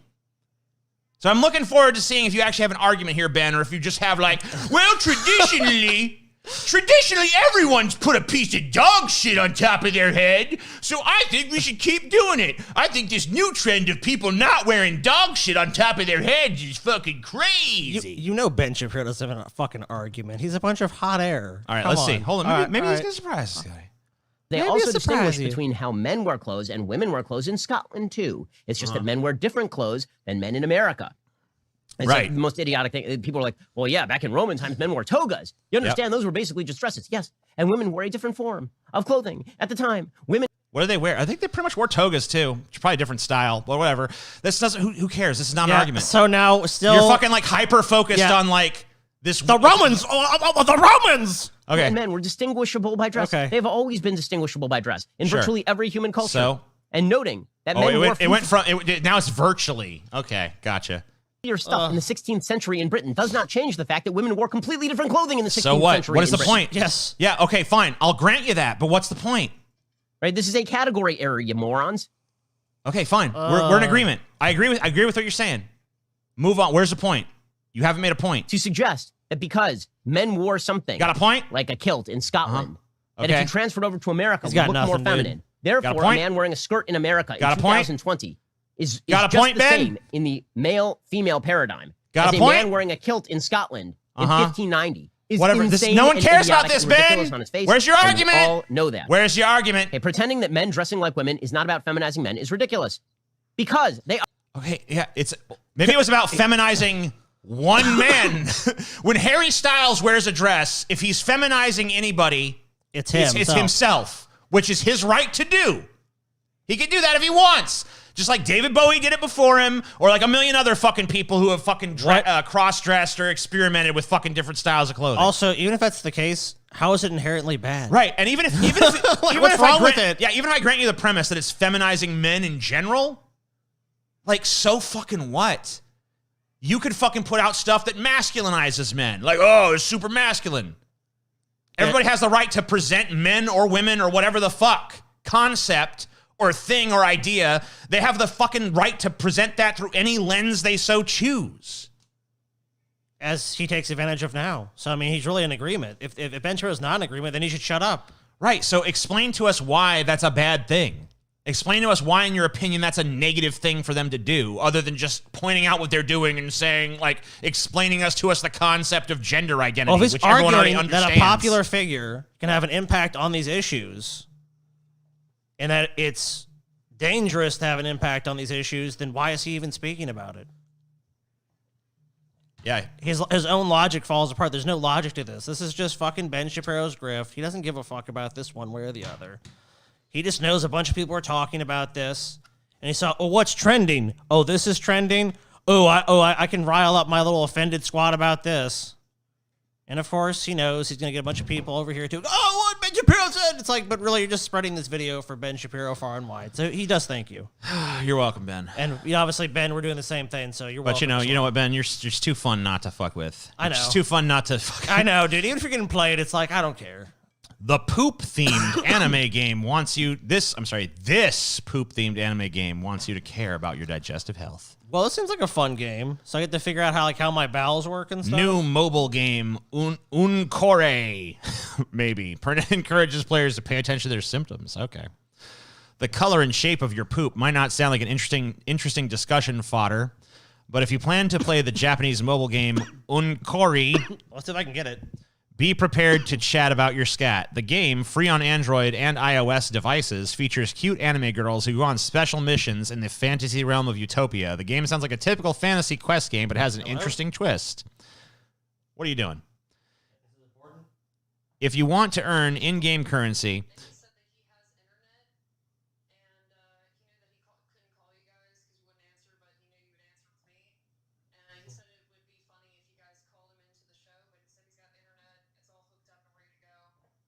Okay.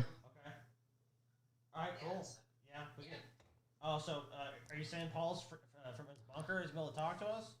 Yes. Cool. The bunker. Okay, so let's just maybe take a break for a second, and then... Yeah, we'll be right back. BRB. BRB.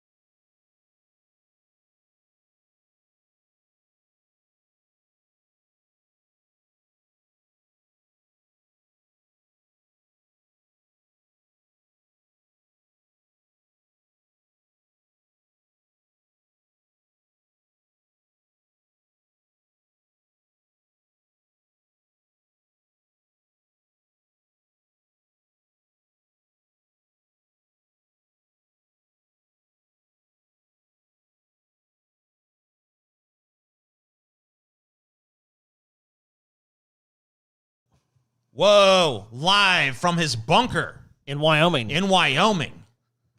Paul's Ego's here. What's up, dude? Deep in the mountains. I Yeah, didn't like that letter parts you I left know. for me, Paul. It was fucking very, very rude.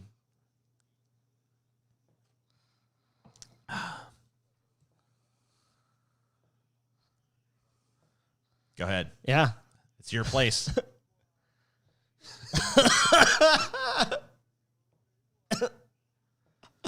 Oh, shit. You got your capybaras yet? Yeah, I know, man.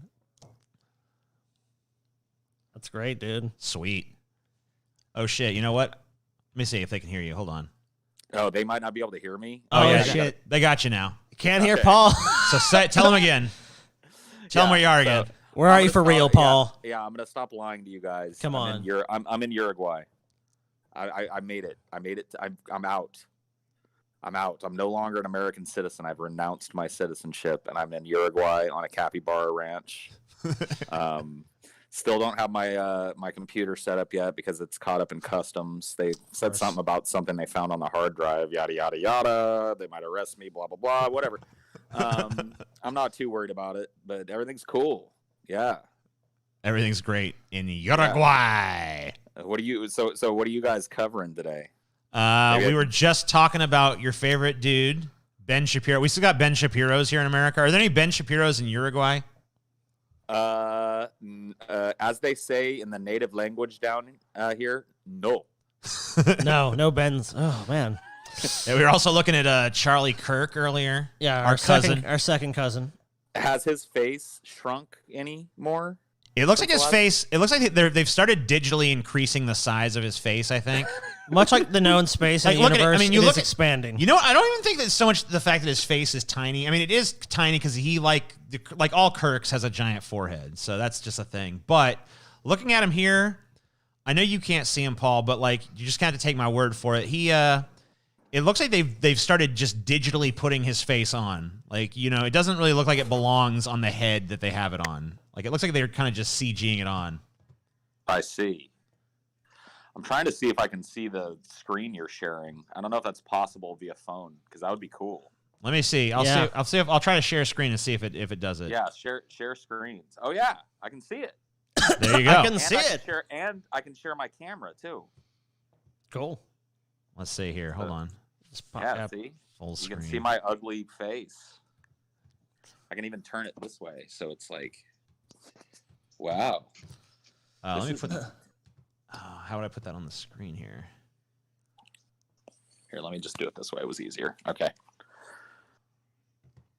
Yeah, hold on. Let me see if I can drag you in here for a second here. Fair enough. Properties. I have to put him. Okay, no, that's not gonna do it. No, that won't be. Okay, You're not gonna worry about putting my camera on. Fuck it. I'll just unshare it. I can see the screen though, so that's great. I'll probably be able to hear it too. All right, cool. Let's see. Where were we? We're on this poop game. Ooh. Yeah, so this apparently is a Japanese poop-themed anime game that wants you to care about your digestive health by fucking sending little anime girls on quests. Yeah, I'll see if I could get it, dude. It's not a... Oh, yeah, Sky, you're trying to get that game. It's not a weird fetish game, but instead a new campaign from health awareness nonprofit Japan Unko Society to make gamers more conscious of their digestive health and important issues such as colon cancer. Wow. Yeah. That's like really forward thinking. That's why it's not in America.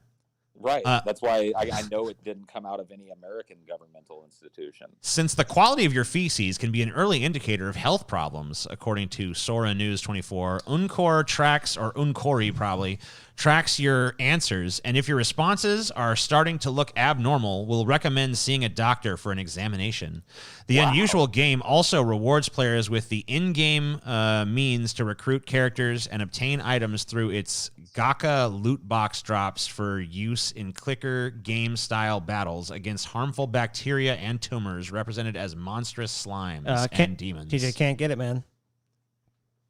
Government here doesn't care about my colon. Oh, they won't let you get it? Nope. You're going to have to fucking like pirate that shit or something.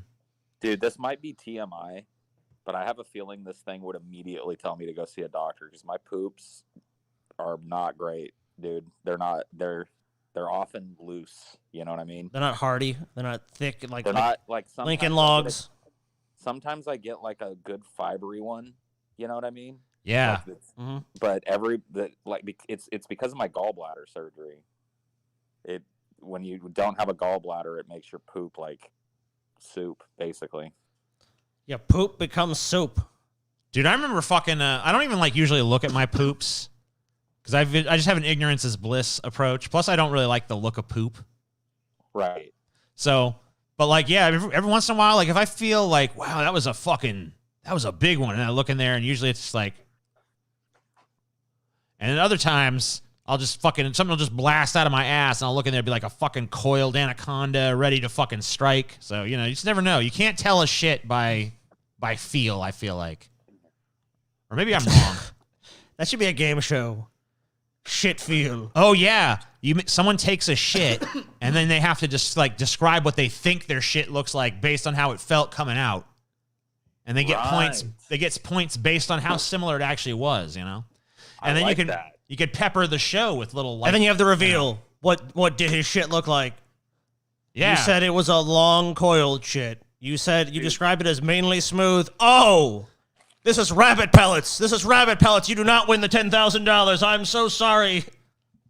Do you know who we need to get to help us with this? Because I don't know if you guys have played it yet, but the DFF versus the World game is legit, dude. Yeah, I saw you. Too legit to quit. So I saw you playing that on stream the other night, and I started watching. I was like, man, this is fucking. They went all out. Yeah, in I this saw. shit. Yeah, your stream was pretty cool. There was fucking deep lore going on. Dude, that game is ridiculous. I even told that guy on stream, I was like, you need to monetize this. Don't be stupid. Yeah, at least like a 99-cent price tag or something. Fuck. But he's like, he's just a good Samaritan. He just wanted to do it for the good of all. But I bet he could help us build this poop app, dude. Yeah, we need the poop game. America needs it because our poops are bad here. We got a lot of colon cancer here, don't we? Yeah, we sure do. Well, you don't. Well, you're not here anymore. You're in Uruguay now, or Uruguay. How is that pronounced? Uruguay. It's Uruguay. Uruguay. It still hasn't set in. You know, I'm still thinking. Yeah, like still thinking like an American. Look, here's something to help you put America behind you. 12 million Americans set to lose unemployment benefits the day after Christmas. Yay! Sucks to be you guys. About 12 million jobless workers around the U.S. will lose their unemployment benefits the day after Christmas. At least it's not the fucking day before Christmas. We're generous here. We're going to cut off all your benefits after Christmas. After Christmas. How long after? The day after. It's like, come on. This is straight up disgusting, by the way. Oh, yeah, of course. Like makes me want to like actually puke. You know what sucks is that most Americans would probably have just probably say that about the poop anime or the poop anime game and be like, that's gross. And then we could read this story and be like, yeah, that's kind of messed up, I guess. That's sad, man. No, this is the one that's gross. Two key government programs authorized by the Coronavirus Aid, Relief, and Economic Securities Act, or CARES Act, expire on December 26th. One is the Pandemic Unemployment Assistance Program, which provides jobless aid to freelance and gig workers. That would deprive 7.3 million workers of urgently needed income, according to a study released Wednesday by the Century Foundation, blah, blah, blah, blah, blah. So Sounds just, like a bunch of liberal bullshit, TJ. Everything's fine. Everything's good. Go get a job. Just a bunch of people about to lose their homes and their livelihoods right at Christmas time. You know, it wouldn't be America if there wasn't a bunch of starving, impoverished people at Christmas time. Of course. Yeah. It's a beautiful thing. It's beautiful, Paul. You need to fucking recognize Look at those people out there suffering. And you know what? The government was so good to them, they let the benefits expire the day after Christmas. Yeah, you know, I mean, like, hey, they could have made it expire the week before Christmas. Imagine how mean that would have been. But instead, they let them have Christmas, you know? They got Christmas, Paul. I mean, what else do you want, Paul? What else do you want for these people? Dignity? Humanity? God. Yeah. God. Empathy? Fuck you, Paul. You're crazy. You're out of your mind. I'm a little out of my mind. Trump ousts Homeland Security Cyber Chief Chris Krebs, who called election secure. So basically, this story really is as simple as the headline. This dude was like, yeah, the election was secure, and Trump's like, you fired. You're fucking fired, you dipshit. Get out of here. He did the thing that Donald Trump is best at doing, firing people. You're fired. Because that man is good at firing. Like, I tell you what, he has that down to a science. Everything else, not so much. Trump literally tried to trademark the phrase, you're fired, at one point. That was his shit. I mean, it really is his shit now, so they should just go ahead and let him do it. Yeah. Like, if you're a boss and you have to fire somebody and you say, like, you're fired, you're going to evoke Donald Trump. Yeah, and you owe Trump a nickel at least. Every time you fire someone, Trump gets a nickel. You're fired, nickel. It's the perfect industry for the dude when you think about it. In the economy he's created, he'd be fucking making a fortune. He would. So yeah, the Department of Homeland Security's cyber chief, who presided over an elaborate election security effort guarding against foreign interference and fraud, was ousted by President Donald Trump on Tuesday as part of a continuing post-election purge of top national security officials. Trump announced the dismissal in two tweets. Of course, he announced it in fucking tweets Tuesday night. Twitter flagged both tweets with labels saying the claim about this election of fraud is disputed, blah, blah, blah, blah, blah. Of course, they're just saying that about all his posts now. The dismissal of Christopher Krebs, blah, blah, blah, blah. We already know. You just said what he was. The statement served as a pointed rebuke to a president who continues to make unsubstantiated unsubstantiated allegations of voter fraud while Trump's legal team pursues multiple legal challenges in battleground states. Now spearheaded, by the way, by the great Rudy Giuliani. Probably. Don't you mean totally incompetent fucking gargoyle that shambles around and somehow... Dude, listen. You can say what you want about Rudy Giuliani. Is he an ugly son of a bitch? Yes. Yes. Is he stupid as hell? Yes. Is he incapable of giving an interview without further incriminating himself and his administration that he works for? Yes. But you got to admit. I got one more. I got one more? Okay. Is his bottom jaw rotting out of his head? Yes. Yes. Definitely. But one thing you got to give the guy, he's a hell of a fucking lawyer. He's a hell of a fucking lawyer. I tell you what, man, he would stand in front of a fucking train for a client if that train was going to stop and be filled with a bunch of gold bars that couldn't steal. Yep. Yes. That's right. That's a lawyer. That's a fucking lawyer for you right there, my friend. As long as the train will stop at least 2 miles ahead of me, I'll be chauffeured to the site. And the goal one will of be the, one of the loaded into it. sharpest, listen, let me say something, this guy, sharpest legal mind you could fucking imagine. All right? Yeah, even though the bar he's supposed to be with, by the way, he was I suspended. mean, he hadn't paid his dues, but hey, you know what? his latest press conference in front of the Total Garden Supply place was amazing. I love that shit, dude. Amazing. You can't make that shit up. Paul, dude, You I was really trying can't. when I was trying to pull these fucking stories for this and like get all this shit fucking done. I'm like, yeah, that's about enough stories. That's about how many I always pull. And I'm like, man, we're going through these way faster now. Because you're missing I know. Paul's requisite 8 to 10 stories. Yeah, dude, it's true. It's true. They're the filler that you have to sprinkle. I never pull the epic stories. I pull the feel-good speed bump into the next. Yeah. Here's how America is unraveling at the seams story. You know what I mean? Yeah, That's dude. what you're missing. Yeah, I need the Paul. We miss Paulsitivity, man. Paulsitivity. I'm telling you. Doesn't work without it. Isn't it beautiful? It's a beautiful thing. So, as if Dolly Parton couldn't get fucking cooler, man. Apparently, she fucking saved us all. Really? COVID vaccine that Damn. is 95% effective, partially funded by Dolly Parton. Damn. Oh my God.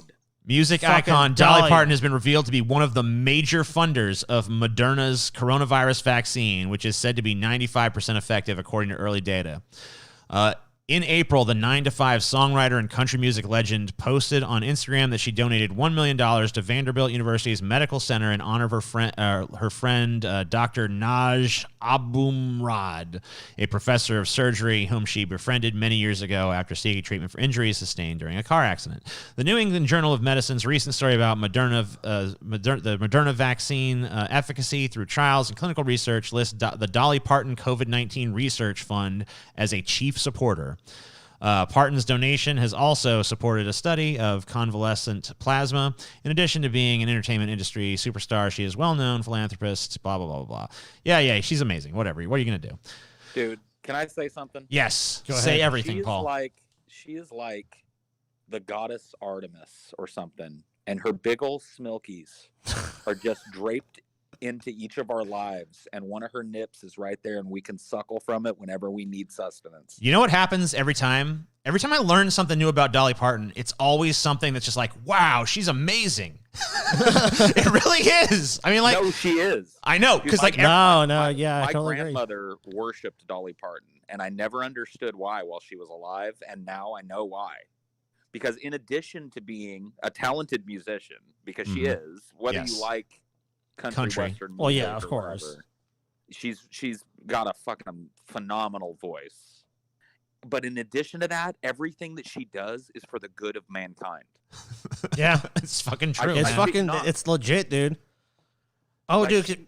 She only keeps enough money to sustain herself, and then everything else goes to like vaccines to save us all from COVID.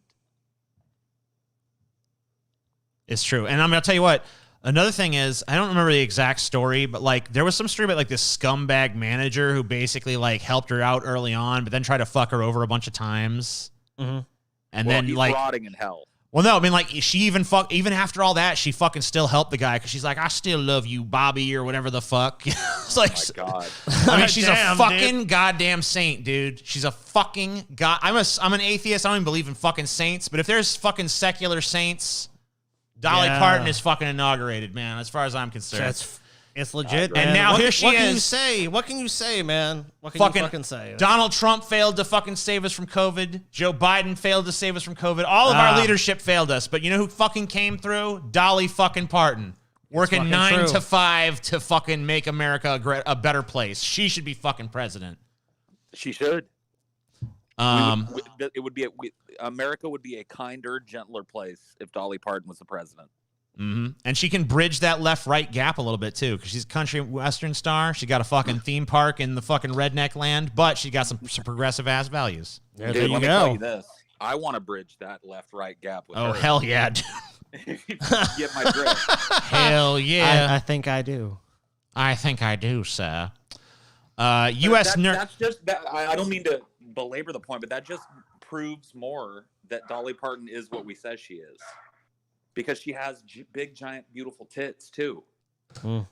It's like she could be a hag and be wonderful, and you'd have that one negative against her.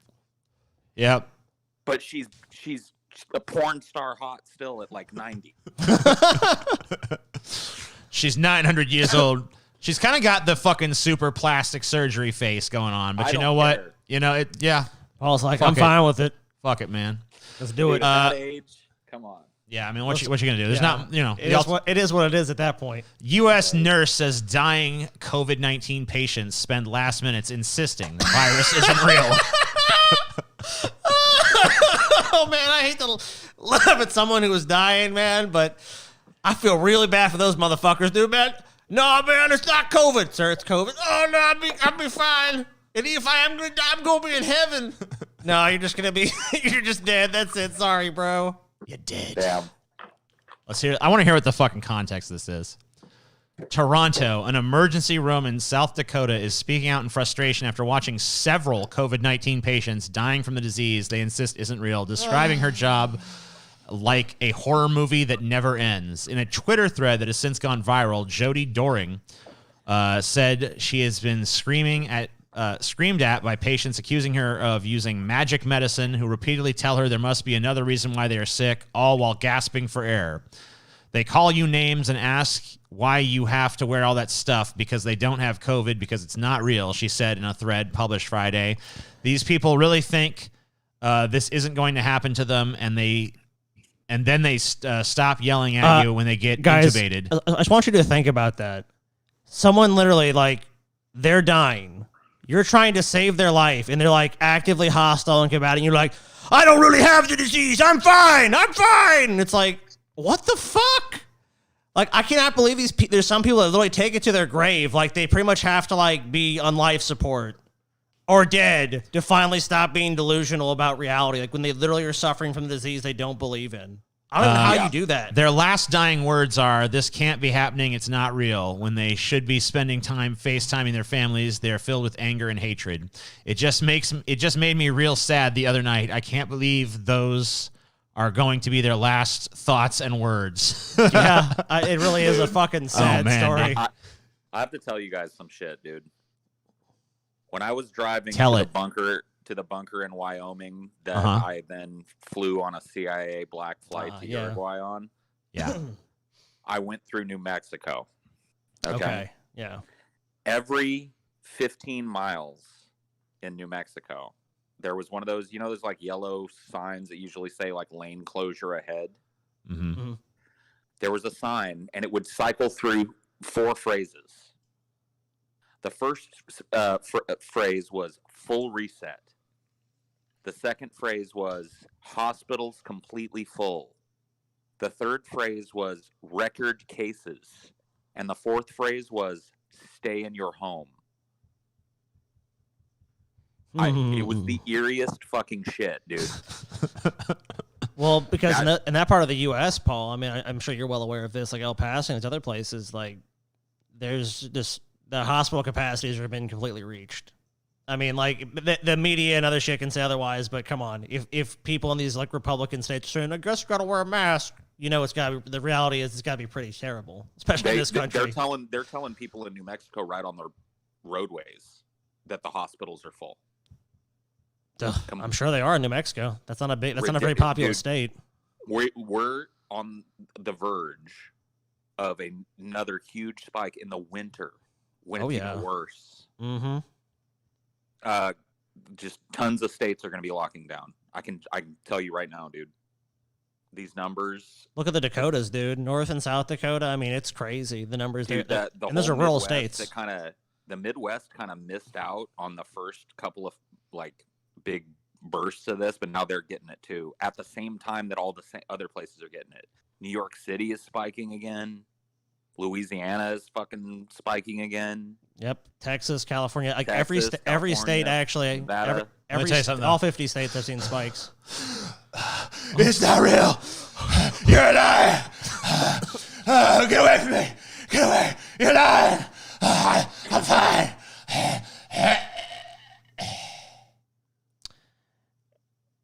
Oh, TJ's dead. Finally. Shit. That life insurance policy is going to kick in, though, Paul. So, oh, shit. Hey, TJ. Oh, shit, I'm What's back. up, man? I'm back. Feeling fine? Told you it was a lie. It's a horror movie where the credits never roll, she told CNN. You just do it over and over. It's like crazy to me.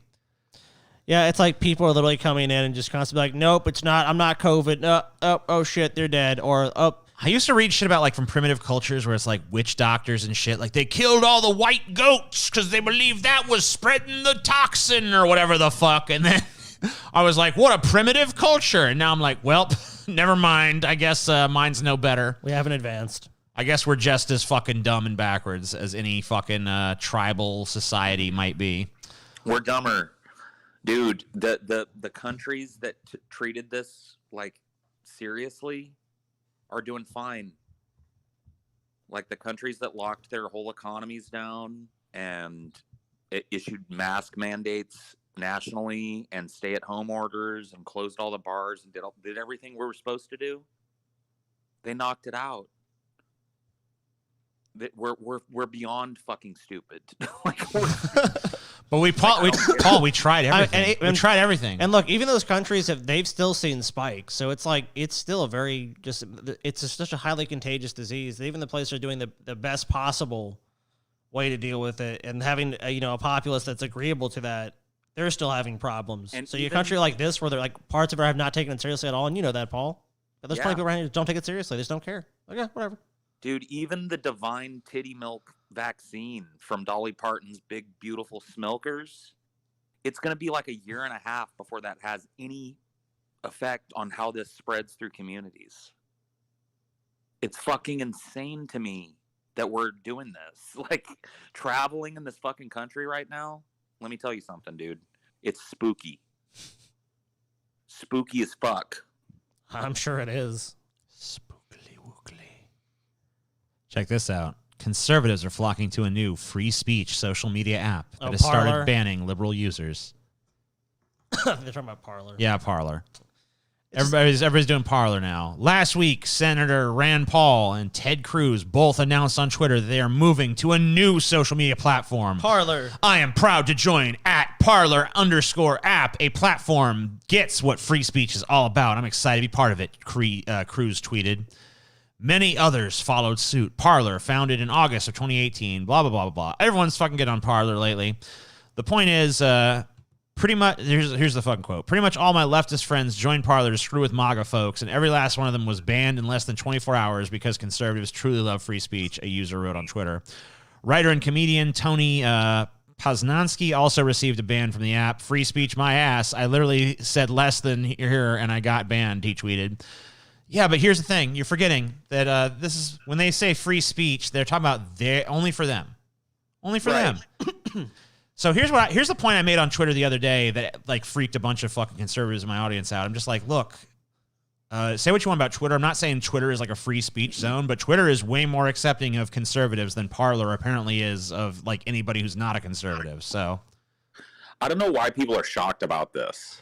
I'm not shocked. Like, dude, you know the guy that made Parler, Dan Bongino? Mm-hmm. Okay, so my fucking aunt is a hardcore MAGA chick. I have her on Facebook. Yeah. I don't interact with anybody there, but I check her shit because she's always posting Dan Bongino. Mm-hmm. He's this whole like old military guy, really good friends with fucking Trump. Like he's always flexing about how he could beat up these Antifa people. Dude, I don't understand why people are shocked that liberals are getting fucking. There is no such thing as freedom of speech on the internet anymore, guys. I'm sorry to fucking like burst your bubble, but it doesn't exist anywhere that I can find. No. I don't know if you guys have been anywhere that has freedom of speech recently. No. but I Fuck don't. no. No, pretty much everywhere's got rules. And it's either like you got to be this way ideologically or you got to be this way ideologically. And honestly, like some of the more free speech oriented places are like the larger platforms like Twitter. I mean, I'm not saying it's a free speech bastion because it's fucking not. No. Let's be honest. I say it like when it comes to like, you can have some pretty conservative views and still be allowed on Twitter. Look, they're not mad. And you can have some pretty fucking crazy left views. But you know this though. They're not mad about people being banned. They just want to be the one holding the fucking ban hammer. That's all that really is. And that's what Parler shows you. It's like, oh, we can't dominate this platform. Well, I don't like it. I feel like leftists have dominated the platform.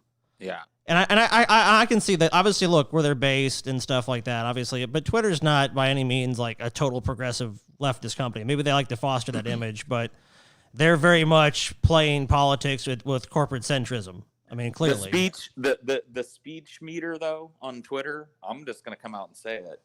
It's heavily weighted against fucking conservative people. They get fucked with way more on Twitter than liberals do.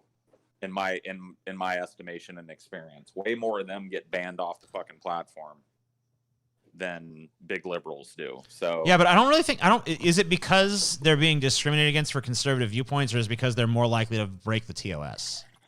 I mean, I think you could make an argument for either. But you could say the TOS is fucking stacked against them or whatever. But like maybe there's a liberal bias in that company. And it's the fact that they break the TOS, they use that to do wider bans. You guys know the TOS for these. They can be pretty fucking. Sites, they're pretty fucking vague to the point where they can get rid of anybody. Yeah, the right? TOS for these sites can ban anybody. Yeah, that's not the issue. Say it is. Exactly. It's whatever they say it is. Of course, that's exactly what I mean. But yeah, I mean, this supposedly free speech alternative is not anything but a fucking conservative hug box. Yeah. Shocker. California woman wields stun gun while accusing family of acting like black people in white neighborhood. Verizon 5G. Whoa. Oh, Verizon 5G, huh? Yeah, let's get Verizon, guys. I mean, if you're in a white neighborhood, you know. Yeah, don't be acting black. The Romans do and all that shit. Right. There's but one way to act. The proper way. Right. Act right. Clean and white. But your words, not mine. Unfortunately, that's the reality of being black in America. This is the interaction the Jones family never. You say something, Paul? No, sorry. Expected to happen in their quiet Discovery Bay neighborhood. You guys are acting like black people, and you shouldn't. You should act like white people. Caught on surveillance and cell phone. You guys are acting like black people, and you shouldn't. You should be acting like white people. Look, you can live here. You have money, but you have to act white. You gotta act whiter, people. Act clean. That's all we're asking. And decent. Listen, we are willing to overlook the fact that you are black.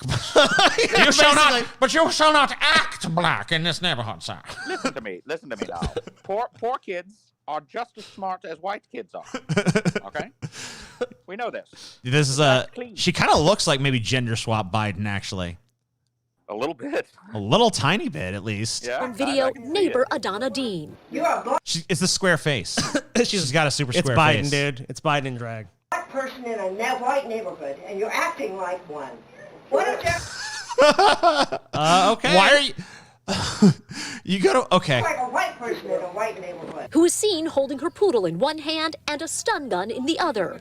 Upset over the Joneses' 2-year-old pit bull, Dice. I don't want to see that dog outside. I don't want to see that dog outside. This kind of shit, like, you would have a hard time believing, but when you have a video of it, it's like, nah. Yeah, if you saw this shit in, like, a Spike Lee movie or something, you'd be like, man, white people ain't like that. Come on, Spike Lee. And then you watch, you're like, oh, why shit. you lying, motherfucker? Oh, man, never mind. Wait a minute. Oh, this is real life. Oh, man. Fuck, okay. Why Spike Lee always got to make white people out to be demons and stuff, you know? Oh, okay. Oops. I guess some of us are pretty fucking bad. I don't know. Yeah, we are. He's going to be outside, because I have a right to have him just like every other person in. Adana then goes on to claim, I was raised in Oklahoma City, where there were tons of black people. But they acted white. They acted like proper white. They acted proper. We had white blacks in Oklahoma City. They said yes sir, no sir, yes ma'am, no ma'am.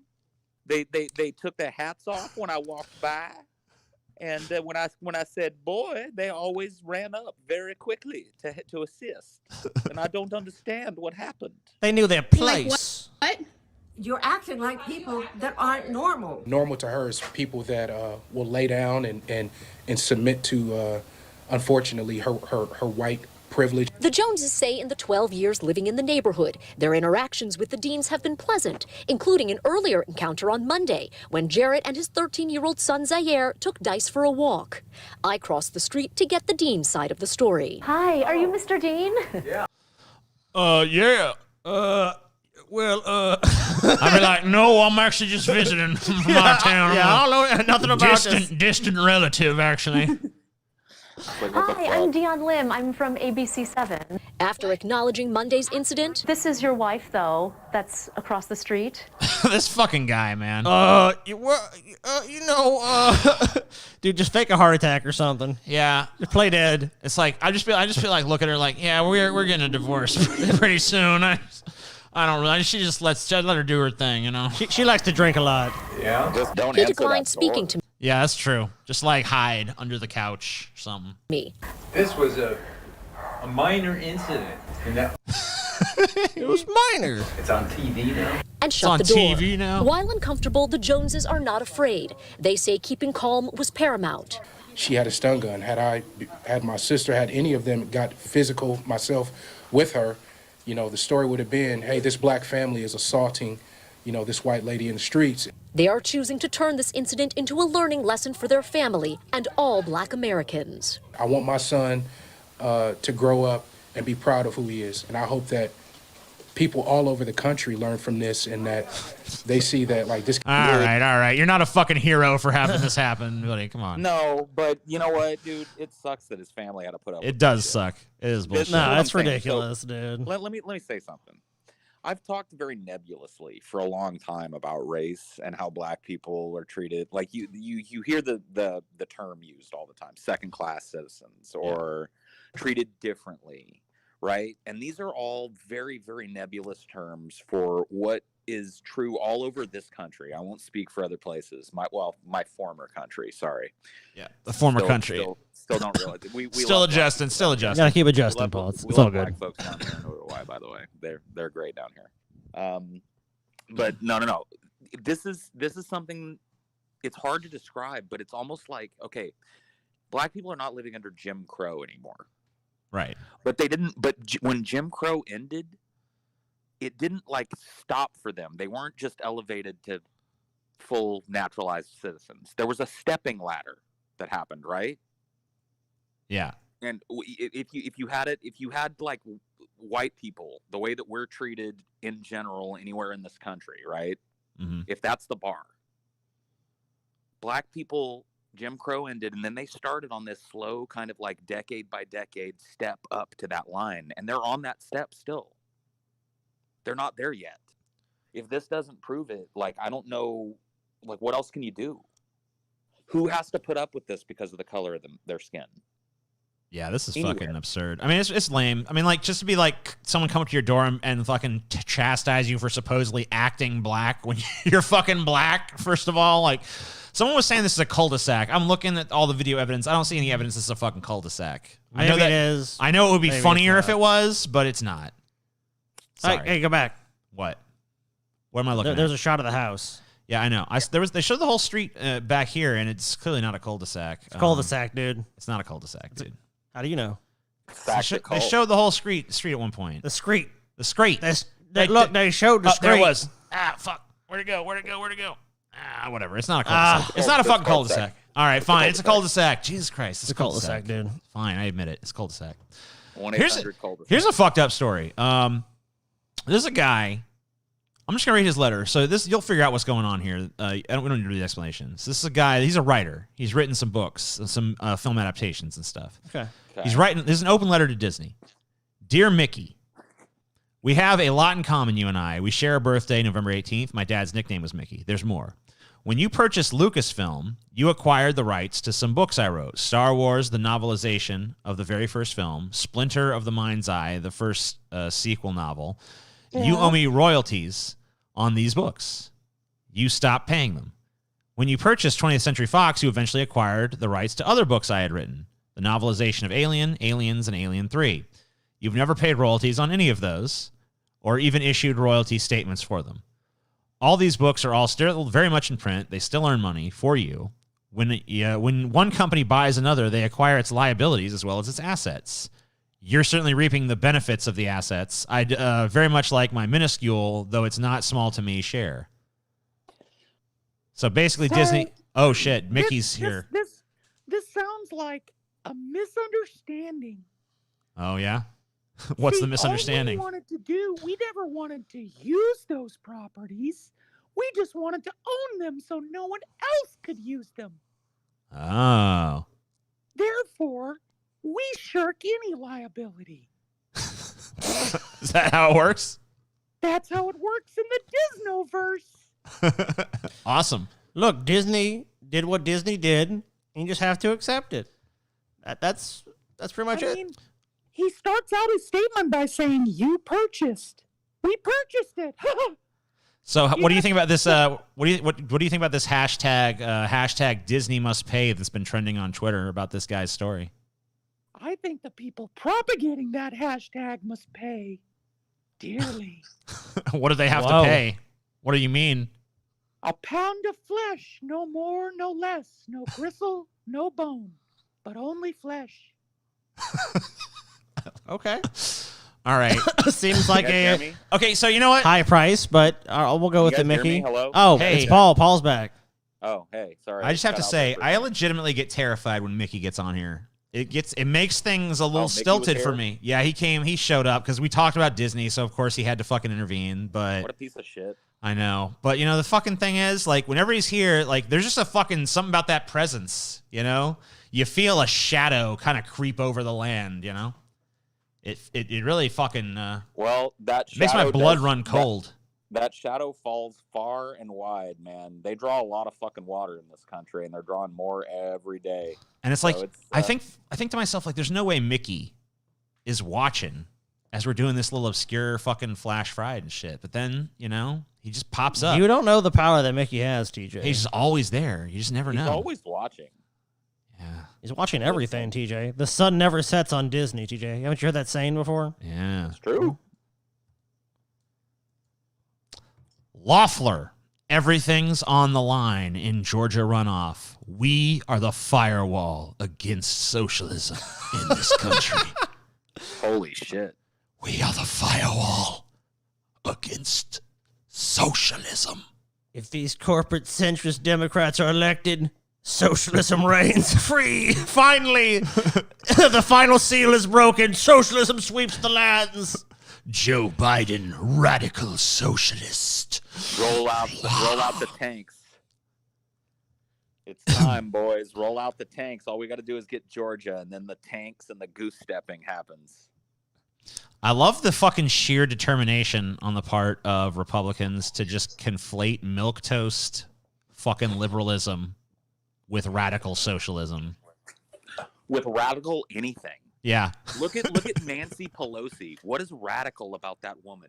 Nothing. The fact that she defies death, I suppose, is kind of radical, but... Look at our president-elect and our vice president-elect. What's radical about either of those people? They have literal splinters in their taints from riding the fence their whole fucking careers.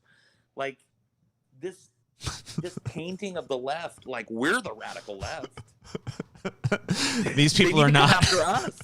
We're the ones out here talking the crazy shit. They don't care about us though, because we're just like we're just fucking. We have no power, so it's like whatever. They don't give a fuck. They can just dismiss us, or at worst, use our fucking radicalism and be like, "Look, this is part of the Biden thing.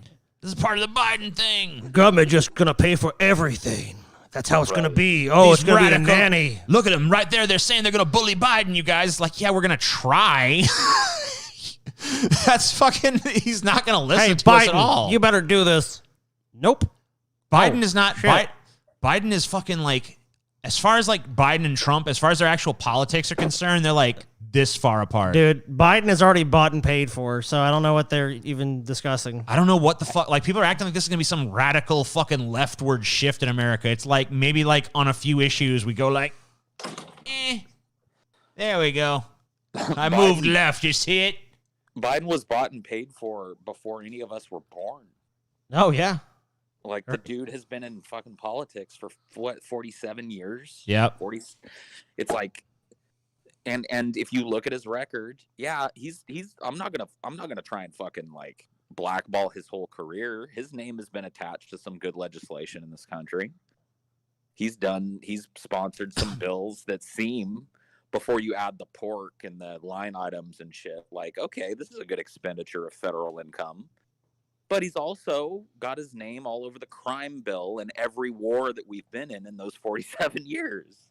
You know what I mean? So no doubt.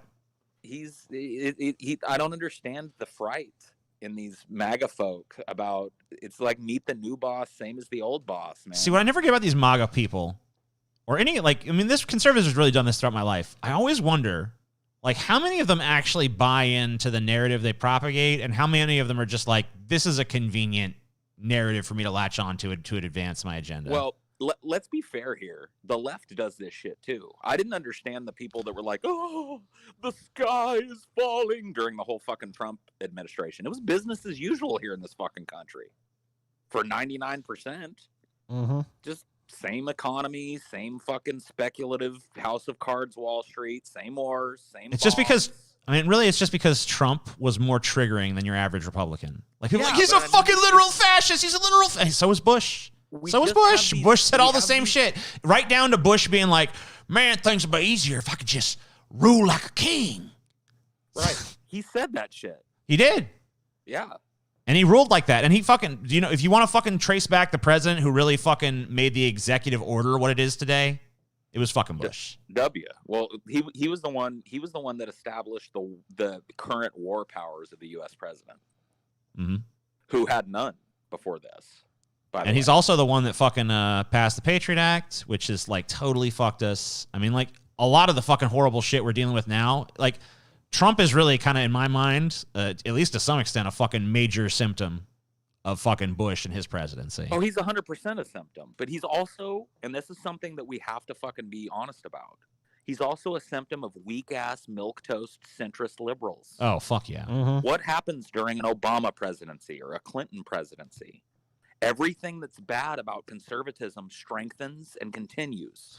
Not only that, More but like, bombs, think more about the wars. fucking, I mean, just like the level of disappointment because Obama campaigned. Like, I watched Capitalism, A Love Story by Michael Moore the other night. It was made right around the time Obama got elected.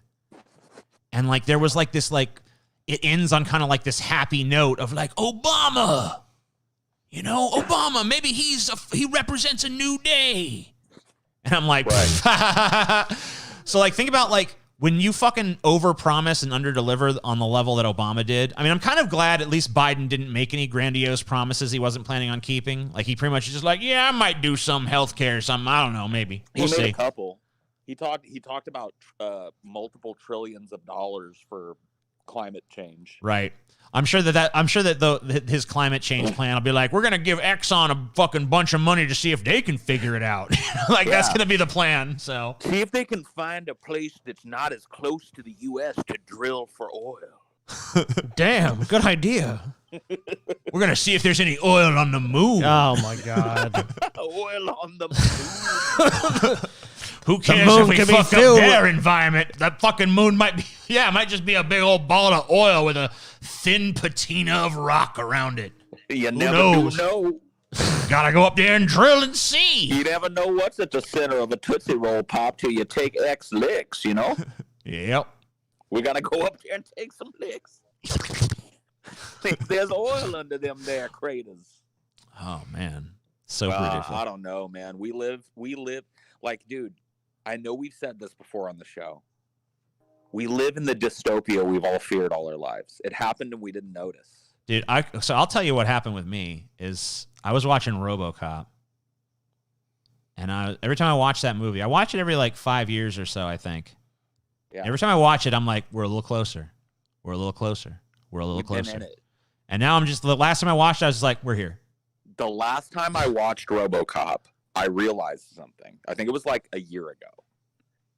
Because I was doing the same shit. I watch RoboCop probably as often as you. About once a year, it comes across me. Well, I'm like, okay, I'm gonna watch fucking RoboCop. That's a little more often. I'm like probably like 3 to 5 years. It's a good movie though. Yeah, I'm a serial rewatcher. I see RoboCop come by on a fucking streaming service, and once a year I click it. Right.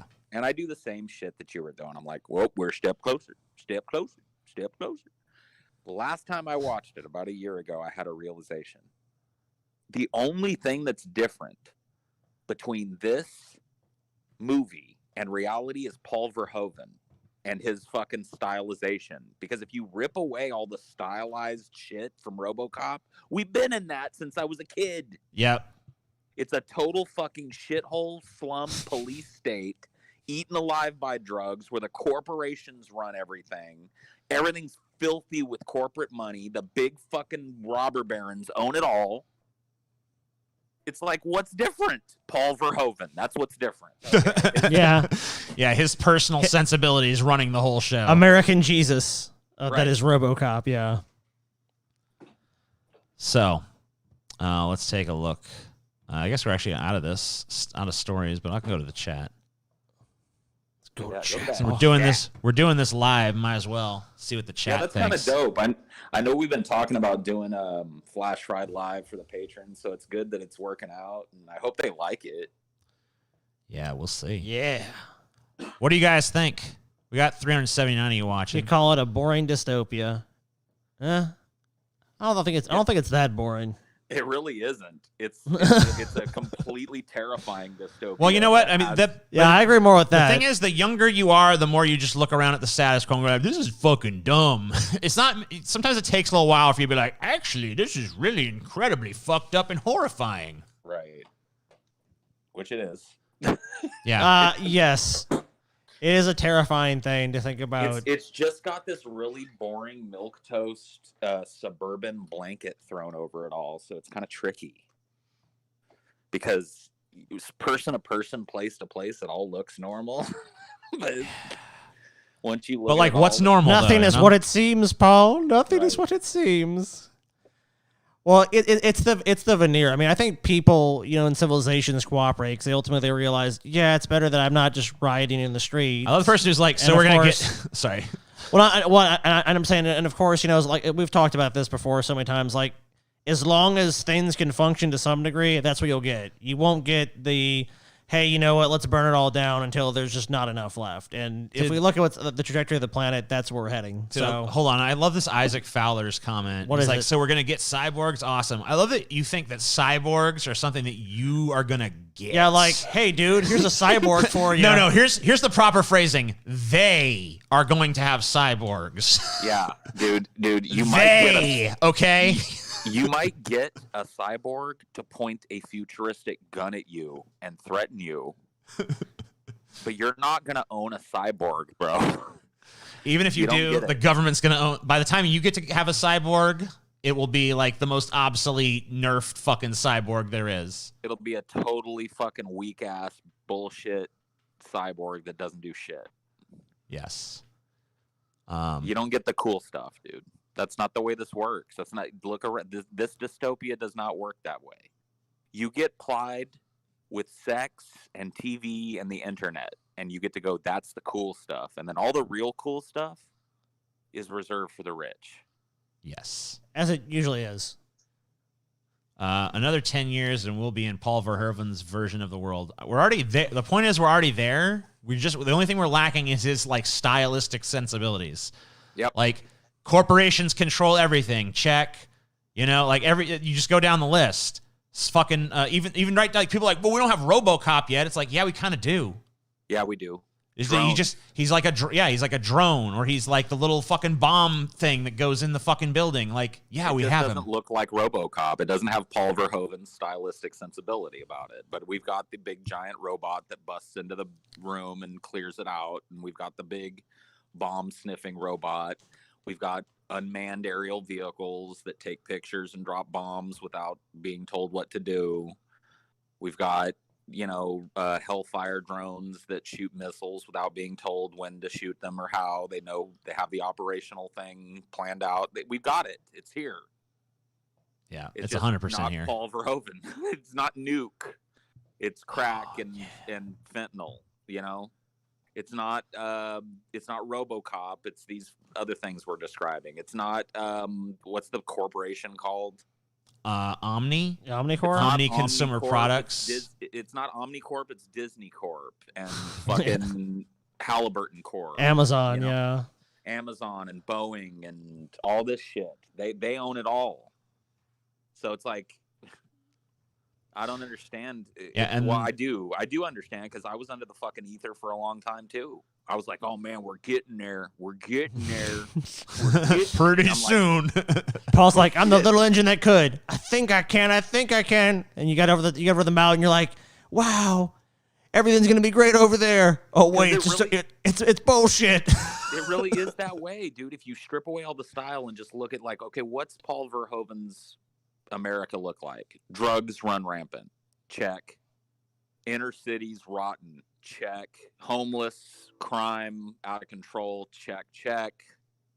Corporations run everything. Check. The police are super duper fucking dystopian. Check. The military is super fucking dystopian. Check. Like what are we missing? Which am I missing a big theme in Paul Verhoeven's No. near future works? No, dude, that's what I'm saying. No. Like last time I watched RoboCop, I'm like, there's no doubt that we're there. There's no doubt that we are 100% there. Starship Troopers too. Oh man, don't bring that movie up. Well, the only thing we're missing from Starship Troopers is just like you got to serve in the military to vote. Well, Other but than that, we're there. And giant bugs. Well, yeah, giant bugs, I guess. But I mean, the I giant. mean, I mean, you could. There's lots of giant bugs. red ass lava bugs. Fuck, dude. Scotty. Fuck, dude. Shit. All right, guys. Is this ending soon? Yeah. I mean, it's pretty much wrapped. Oh, okay, fuck, dude. I'm at the. I gotta take a shit, dude. Unrelated to what we just talked about. Nothing to do with it at all. Oh, look at these waves, TJ. It's so beautiful. This is TJ's edgy fucking background, like the waves of turmoil that lies at the surface. That is TJ. Yeah, it's so beautiful. Obey, consume. All right, everybody. That's it. I think we're wrapping it up now. Thank you guys for joining us. See you next time. Have a good one.